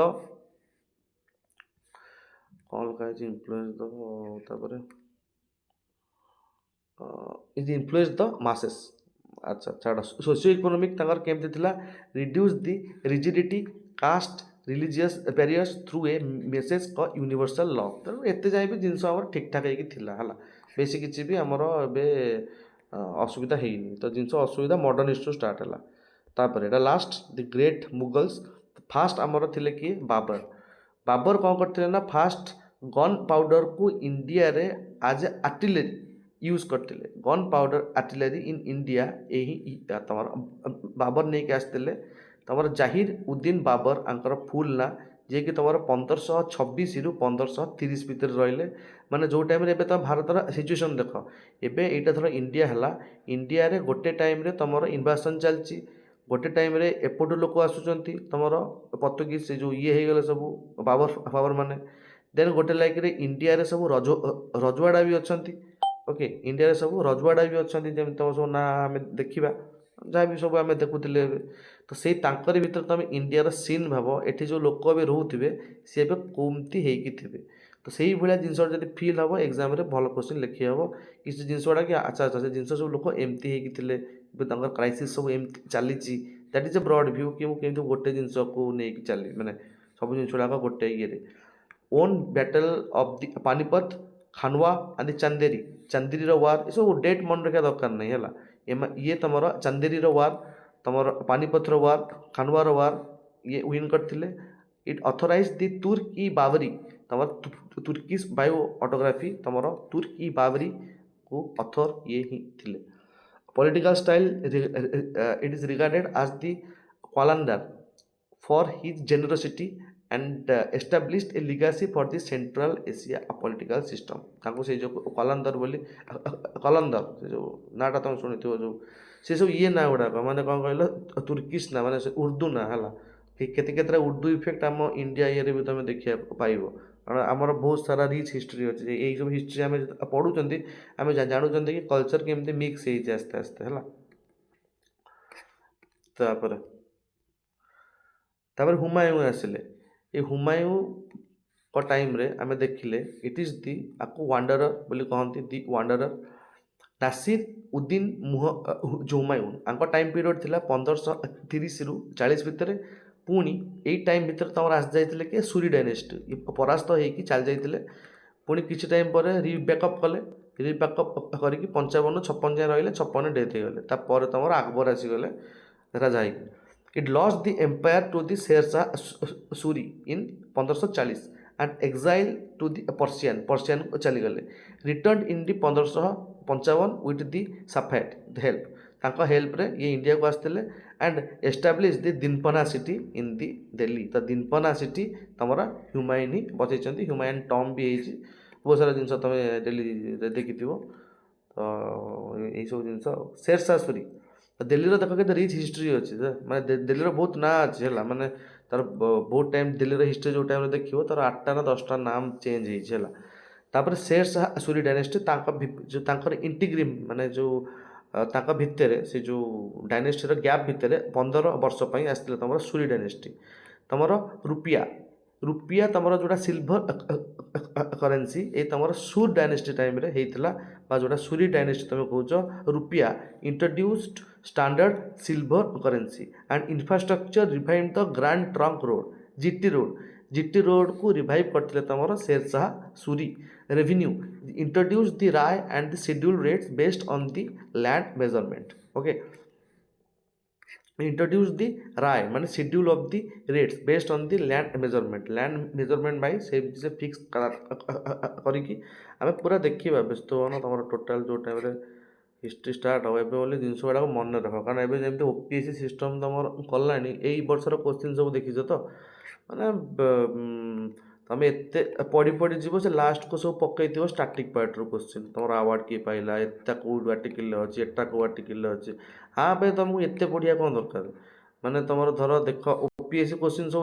जो लेवल ले करिदिला मु देखि जाईची जीएस रो मात्र जिके टुडेज रो 20टा क्वेश्चन जे जिके टुडेज रो 20टा क्वेश्चन 4टा क्वेश्चन थुआ हेतला तारि भितर हैला माने क्वेश्चन में कष्ट होउनी हैला माने जस्ट फॉर एमती हापा जाडली एग्जाम होउची ये पटु तमर ओनली फॉर द स्टैटिक पैटिक एनालिटिक किछि नाही माने गोटे जिनस एनालिसिस रहिबा दरकार तमे ब्यूरोक्राट्स तमे जीव तम आगो सिचुएशन आसीबो आ घोसी घोसी जाइदियो तमे सिचुएशन को हैंडल करियो से सब सेई जो से सब दबी रहि जाउछन्ती नॉलेज नाही कहबे कोठु से माने तो ये गोटे ये करिया कथा तेणु ये सब जिन गुड़ाक माने जेमती थिला से जो तुमको स्टार्टिंग पार्ट गुड़ाक बार बार बार बार बार बार रिवाइज कर ये जो क्लास आम यहाँ सैला पर एनसिएंट मेडिवल मॉडर्न जितक यूपीएससी कोर्स अच्छे हम पूरा मास भर सरईदे फॉर द रिविजन प्रपोज एपटे रिविजन चालू जी तार नुआ क्लास कर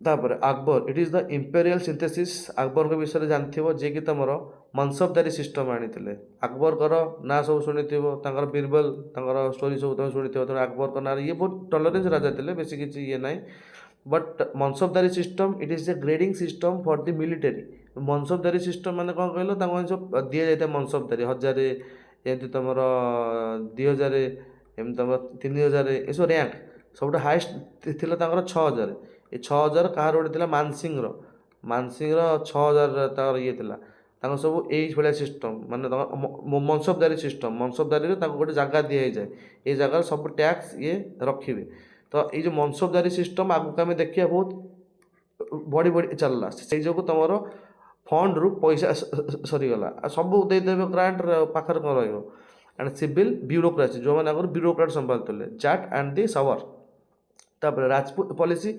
मैट्रिमोनियल अलायंस आकार थिला तो मैट्रिमोनियल अलायंस सब बेस्ट तुम जीव झगड़ा युद्ध करने अपेक्षा मैरेज करिकी झील को नहीं आसो धर तर मैरेज थर होगा संपर्क एस्टाब्लीश होगा देन आम फ्रेंडली रहीगले सेपटू किसी आमको ऑब्स्टेकल आसो ना and high post to the Rajput like your Bhagwant Das and Mansingh okay Mansingh और भगवत दास सब हाई पोस्ट थिला आ तुम Dahsala system it is a revenue perfected by the Todarmal को ना भी इम्पोर्टाट है ये भी जन भल ऑफिसर तोदरमल से टाइम रे दहसाला सिस्टम बाहर करते किए तुम तोदरमल है तो तुम अकबर का टाइम रे एमती भल भल जिन सब होपर आम जा अकबर कर जो सिख इ कुल कौन से सब जिन जो रिलीजियस इंस्ट्रक्शन सब थिला इबादत खाना गोटे थिला जोटी से वर्शिप हुए जीतक सब एमती गोटे इबादत खाना थिला जो सब माने आसंती बड़ बड़ सब रिलीजियस लोक मैंने अकबर ये सीट करते पिक्चर तुम देखि ये डिस्कसन हुए तो सहीटा कौन तुम इबादत खाना देन तुम Din i Ilahi it is a moral code synthesizing best of the all religion okay then तुम माने सॉरी इबादत खाना एटा तुम गोटे वर्शिप हाउस रहा दिन इ इलाही एटा तुम best of the all religion then तुम अबोलिशन ऑफ द रजिया टैक्स एंड द पिलग्रिम माने जोड़ा तीर्थ यात्री जाती भी टैक्स लगाते सब तो ताकू भी ये माने काटी देते तुम कि अकबर से जो अकबर का विषय ये भल भल कम करते सब ତାପରେ ଜାହାଙ୍ଗୀର ଜଣେ ନିଜେ ହିଁ ଜଣେ ପେଣ୍ଟର ଥିଲେ। ସେ ଯେଉଁ ତାଙ୍କ ଟାଇମରେ ଆର୍ଟ ଆଣ୍ଡ କଲଚର ବହୁତ ଫ୍ଲୋରିସ୍ କରିଥିଲା। ଆଙ୍କର ଆର୍ଟରେ golden age of the Mughal miniature painting. ଆମେ ଯେଉଁ ଟାଇମରେ ପେଣ୍ଟିଂକୁ ଦେଖିବା, ସେ ପେଣ୍ଟିଂରେ ଆମର ପାହାଡ଼ି ପେଣ୍ଟିଂ ଅଛି, ତୁମର ସେମିତି ସହର ଫ୍ରେସ୍କୋ ମ୍ୟୁରାଲ ପେଣ୍ଟିଂ ଯେଉଁ ଫାଷ୍ଟ ହୁଏ, ତାକୁ ନେଇକି ଯେଉଁ ଟାଇମରେ ଆମେ ଆସିବା ମୁଗଲ ଆମେ ଦେଖିବା ମିନିଏଚର ପେଣ୍ଟିଂ ସବୁ ହେଉଛି। ତ ମିନିଏଚର ପେଣ୍ଟିଂରେ ସବୁ 6 ମିଟର ଯାଏ ବା 6 ଇଏ ଭିତରେ ତୁମର ସବୁ ରହିବ କ'ଣ ପିକ୍ଚର ଗୁଡ଼ାକ, ମାନେ ଯେତିକି ମାନେ 6 କହୁଛି, ମାନେ ଯେତିକି ମେନ୍ ଅବଜେକ୍ଟଟା ହେଇଥିବ ସେ ପିକ୍ଚରଟା ତାର 1/4ରୁ ଅଧିକା ଯେମିତି ହେବ ନାହିଁ। ସେମିତି ମିନିଏଚର ପିକ୍ଚର ଯେଉଁ ଟାଇମରେ ବାହାରିଲା ସେଇଟା ଆମର ଏଇ ଜାହାଙ୍ଗୀରଙ୍କ ଟାଇମରେ ହିଁ ଫ୍ଲୋରିସ୍ ହେଇଥିଲା, କାରଣ ସେ ନିଜେ ହିଁ ଜଣେ ପେଣ୍ଟର ଥିଲେ। ଆଣ୍ଡ ଜଞ୍ଜିର ଇ ଆଦାଲ the chain of the justice for the direct appeal. ତାଙ୍କର ଗୋଟେ ଚେନ୍ ଅଫ୍ ଦି ଜଷ୍ଟିସ୍ ଥିଲା, ତା ନାଁ ହେଲା ଜଞ୍ଜିର ଇ ଆଦାଲ। ପଲିଟିକ୍ସ କୋର୍ଟ ଡୋମିନେଟେଡ୍ ବାଇ ଦି ନୁର ଜାହାନ ବା ତମର ଜୁନ୍ତା। ନୁର ଜାହାନକୁ ସବୁ ଜାଣିଥିବ ତମର। ତ କୋର୍ଟ ଇଜ ଡୋମିନେଟେଡ୍ ବାଇ ତାଙ୍କ ଦ୍ୱାରା। Empire is preferred the empire who preferred the palette over the shadow. ବୁଝିପାରୁଛ? ତାପରେ ଶାହାଜାହାଁ ଆସିଥିଲେ। ଶାହାଜାହାଁ ତମର ଯେଉଁ ଟାଇମରେ ଆସିଲେ, ଇମ୍ପାରିଆଲ ଗ୍ଲୋରି ଶାହାଜାହାଁଙ୍କର, ତାଙ୍କ ନାଁ ଥିଲା ତମର ସାହାବ ଉଦ୍ଦିନ ଶାହା ଜାହାନ।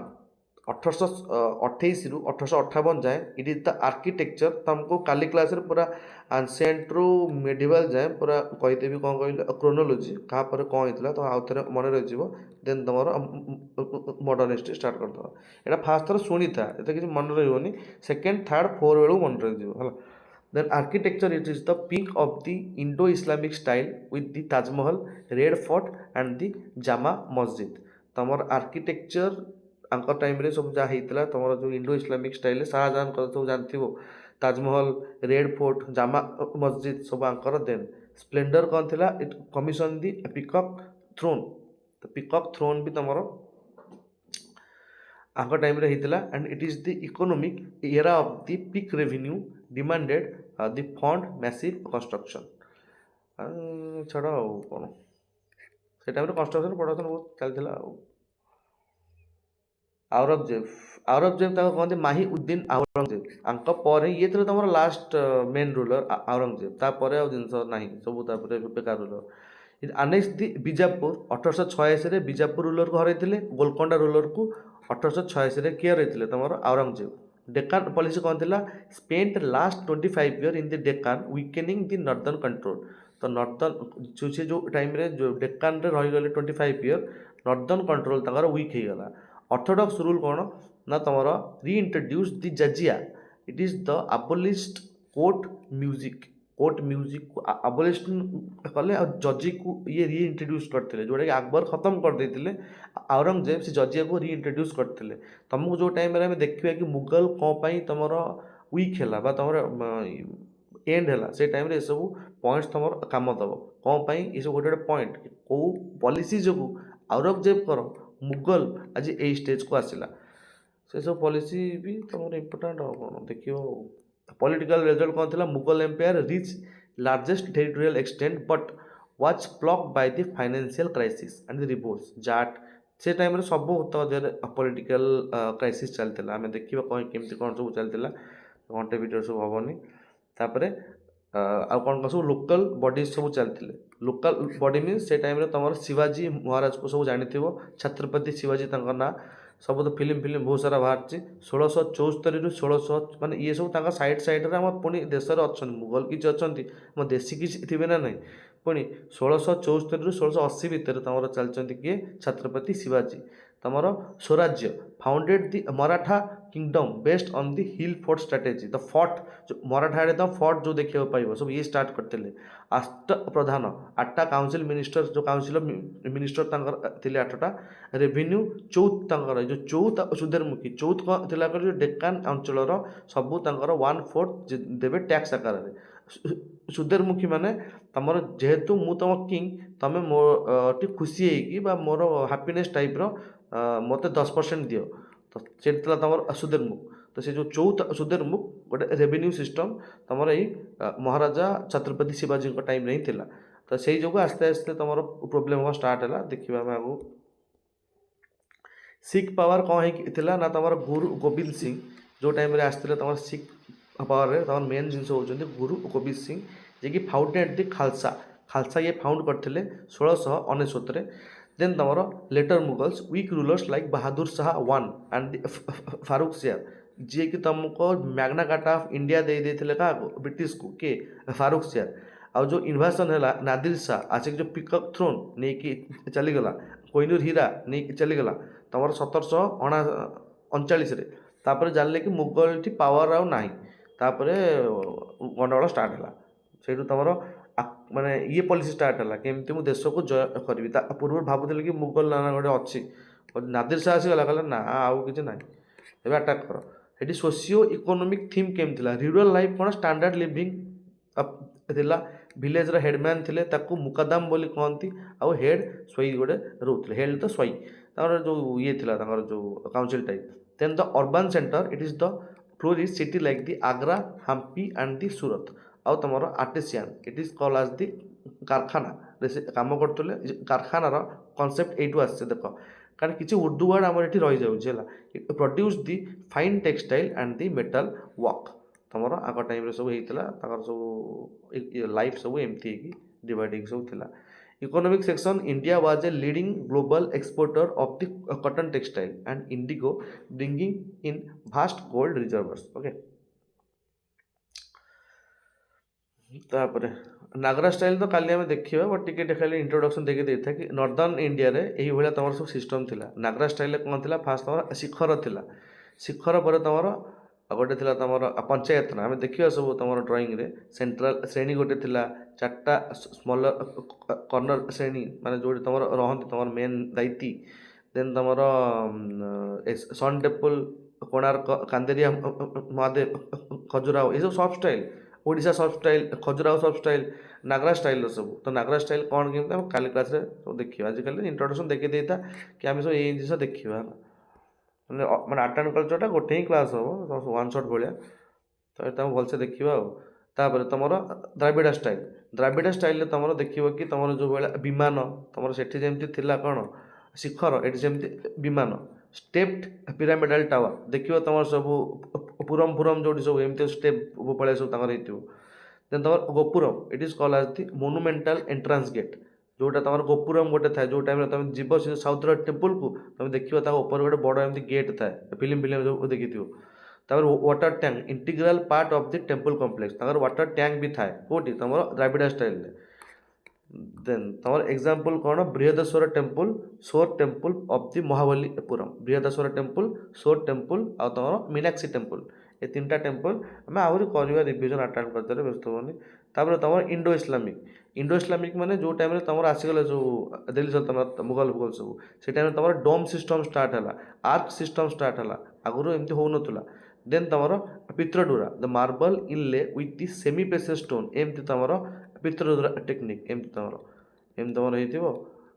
माने ये भाया गोटे गोटे पैटर्न माने एमती एमती है गोटे पैटर्न भल भल सब पेंटिंग अच्छी मारिक देखिपर पितृद्वारा टेक्निक तो चारबाग तुम 4 part garden layout human stop Charbagh हम 4टा गार्डन हम एमती चारबाग ता भितर तुम जहाँ भी तो से भाया तुम ह्यूमायूं टॉप ताजमहल से टाइप ताजमहल जो तुम देखिए 4टा जो गार्डन अच्छी आखपाखे जो घास अच्छी से सब तुम चारबाग मॉडल तुम जो टाइम ताजमहल देखुच है देन तुम evolution from the root sultanate style जोटा कि तुम टू गिया बात to the refined the marble देख से सब जिन मार्बल यूज हवा स्टार्ट है आगुरी सैंडस्टोन फांडस्टोन यूज होता बट मार्बल यूज हवा स्टार्ट है गवर्नेंस कंपैरिजन कौन जदि आम देखा चोला विलेज सभा थिला सल्तनत दिल्ली सल्तनत एकता सिस्टम थिला ये सब इंपोर्टाट मुगल तुम मनसबदारी थिला मराठा तुम अष्ट प्रधान थिले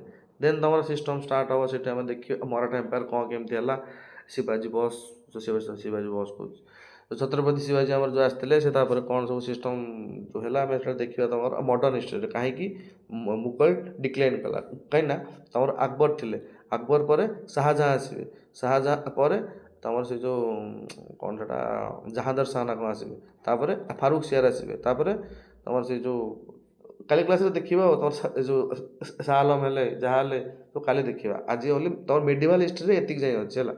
ତ ଇକୋନୋମିକ୍ ୟୁନିଟ୍ କ'ଣ ଥିଲା ଆଙ୍କର? ଫାର୍ଷ୍ଟ ତମର କ'ଣ ଥିଲା ଏଇଟା ତିରୁ ନା ମାଟୁ କାନି ଏସବୁ ନାଁ ଦେଖିବ ହେଲା।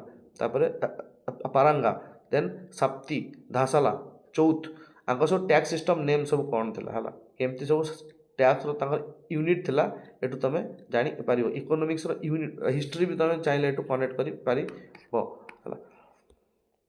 ଦେନ୍ ତମର କ'ଣ ଅଛି? Medieval India is not just a cultural confluence, the Urdu language is a Hindustani music and the Sikhism are product of this era. Religious instruction କ'ଣ? The share devotion of the Sufi and the bhakti movement ଆମେ art and culture କାଲି ଦେଖିବା। And created in the composite culture of the Ganga, ଜୁମରି, ତାଞ୍ଜିଲ। ଆଉ ତାପରେ king ସବୁ କିଏ କିଏ ଥିଲେ ଜାଣିପାରୁଥିବ ସବୁ। ଧର୍ମପାଳଙ୍କ ନାଁ ସବୁ ଆମେ ଦେଖିଲେ। ଧର୍ମପାଳ କିଏ ଥିଲେ? ପାଳ ଡାଇନେଷ୍ଟିର। ଦେନ୍ ତମର ରାଜରାଜ ୱାନ୍ ଚୋଲା ଡାଇନେଷ୍ଟିର, ଯିଏକି ତମର ବୃହଦେଶ୍ୱର ଟେମ୍ପଲ୍ କରିଥିଲେ। ଇଏ ତମର ବିକ୍ରମଶିଲା ୟୁନିଭର୍ସିଟି କରିଥିଲେ। ଦେନ୍ ତମର ଖିଲଜି ଡାଇନେଷ୍ଟି ମାର୍କେଟ ରିଫର୍ମ ଆଣିଥିଲେ। କୃଷ୍ଣଦେବରାୟ ବିଜୟନଗର ଏମ୍ପାୟାର, ଯିଏକି ତମର ଅମୁକ୍ତ ମାଲ୍ୟତା ବା ହାମ୍ପି ଟେମ୍ପୁଲ ଇଏ କରିଥିଲେ। ଆକବର ମନସବଦାରୀ ସିଷ୍ଟମ୍, ଦିନ୍ ଇ ଇଲାହି ଏସବୁ କରିଥିଲେ। ଶାହାଜାହାଁ ତାଜମହଲ, ଶାହାଜାହାଁବାଦ ସବୁ କରିଥିଲେ କିଏ? ତମର ଶାହାଜାହାଁ। ଦେନ୍ ତମର ସଭେନିଟି ସଇଲା ତ ଆଉ କ'ଣ ସଇଲା। ଏତିକି ତମର ମିଡ଼ିଭାଲ ହିଷ୍ଟ୍ରିର ରିଭିଜନ୍ ଥିଲା। କାଲି କରିଦେବା ଆର୍ଟ ଆଣ୍ଡ କଲଚର। ଦେନ୍